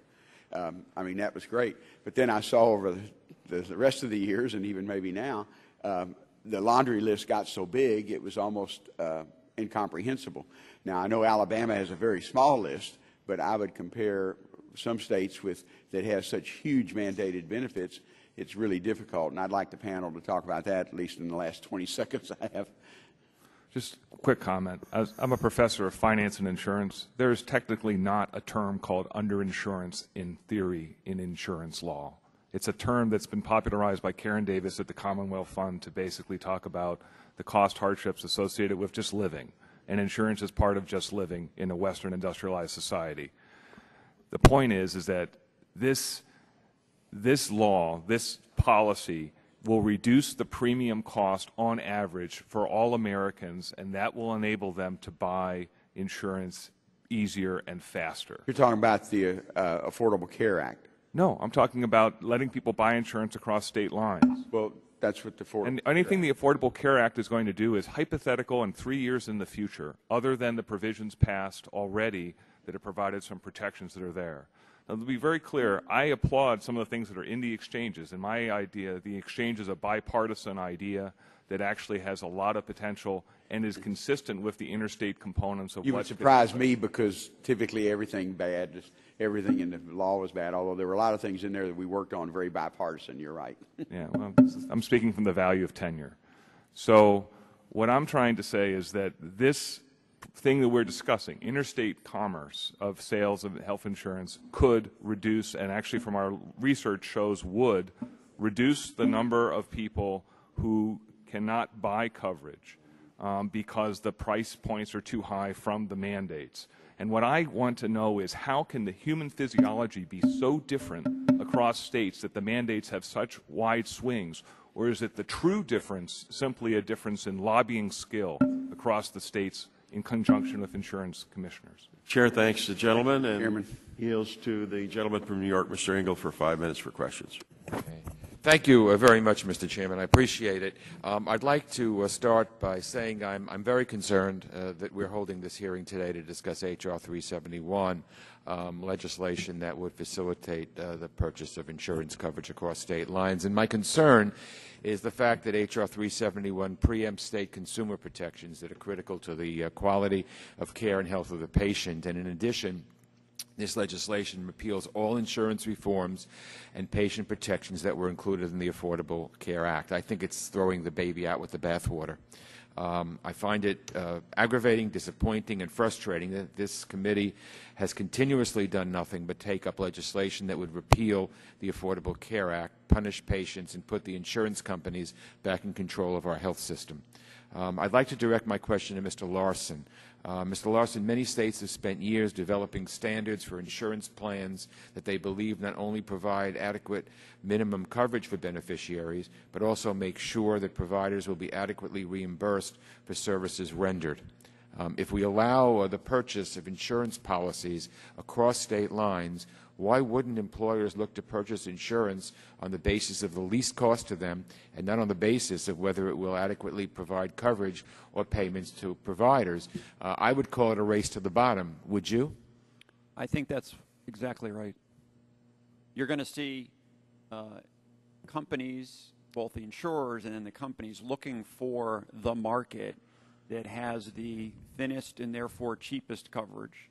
And of course, everyone wants inexpensive coverage until they get sick, and then they want comprehensive coverage. And that's why we've got to get a comprehensive benefit package that's available to everyone that's still affordable. But when you go down this route, you end up segregating the market, and the young people get peeled off, and the healthy people get peeled off. And what you have left in the market is the sicker people who get sicker and more expensive, and you're not solving the problem. The only savings you're getting is from peeling off the healthies. And that's why we have the individual mandate in the Affordable Health Care Act, because if everybody is insured, then everybody has the good coverage. And you don't cherry pick or, as you say, have a situation where everybody wants to pay a minimum and then wants maximum coverage when they do get sick. You know, when you're 26 or 27, my kids are around that age, you think you're never getting sick. And then suddenly there's an accident or there's whatever, and then you find out that you're sick. And if you're uninsured, where do you go? You go, right to the emergency room, which is the most expensive health care for everybody, and we're all paying for it. Now, a number of states, including my home state of New York, have developed programs that assure that if a given insurer in their state were to go under, that the state would step in and pay the bills, assuring that the affected customers would have access to care and providers are paid. So let me ask you this. As a former insurance commissioner, can you tell me, if we allow interstate purchase of insurance, how would individual states protect their citizens and providers from the insolvency of an insurer? Yeah, and that with all the talk about health care reform, that's one of the critical functions of what states do, is make sure that the companies are there when the claims need to be paid. So solvency regulation is critical, and if you lose your ability to ensure the solvency of companies that are selling policies to people in your state, that's a huge loss. Thank you. I couldn't agree. Dr. Parente, I saw you nodding your head, so I was wondering if you had any comment. No, I agree. I mean, the purpose of what we're talking about in these laws doesn't get rid of insurance commissioners' functions at all. It just sort of lets the insurance commissioners basically be accountable to the lobbyists for the stuff comes in for the individual mandates, and say, do you realize by putting that mandate into place, you have now priced out somebody that otherwise really needs this care from being able to afford it? And basically makes that more of a dynamic economy about understanding the pros and cons of having that lobbying function. It's great to have these protections, but they don't come without cost, because at the end of the day, an actuary will look at anything that you add and put, this will now add cost to it. It's already happened with ACA, even though people didn't think that would happen when it was first developed. Okay, thank you. Mr. Chairman, I yield back. Thank you. Chair, thanks to the gentleman. That concludes our questioning. This was an excellent panel. I want to thank all the witnesses and members for their participation. I remind members that they have 10 business days to submit questions for the record, and I ask that the witnesses all agree to respond promptly to those questions. This subcommittee is now adjourned.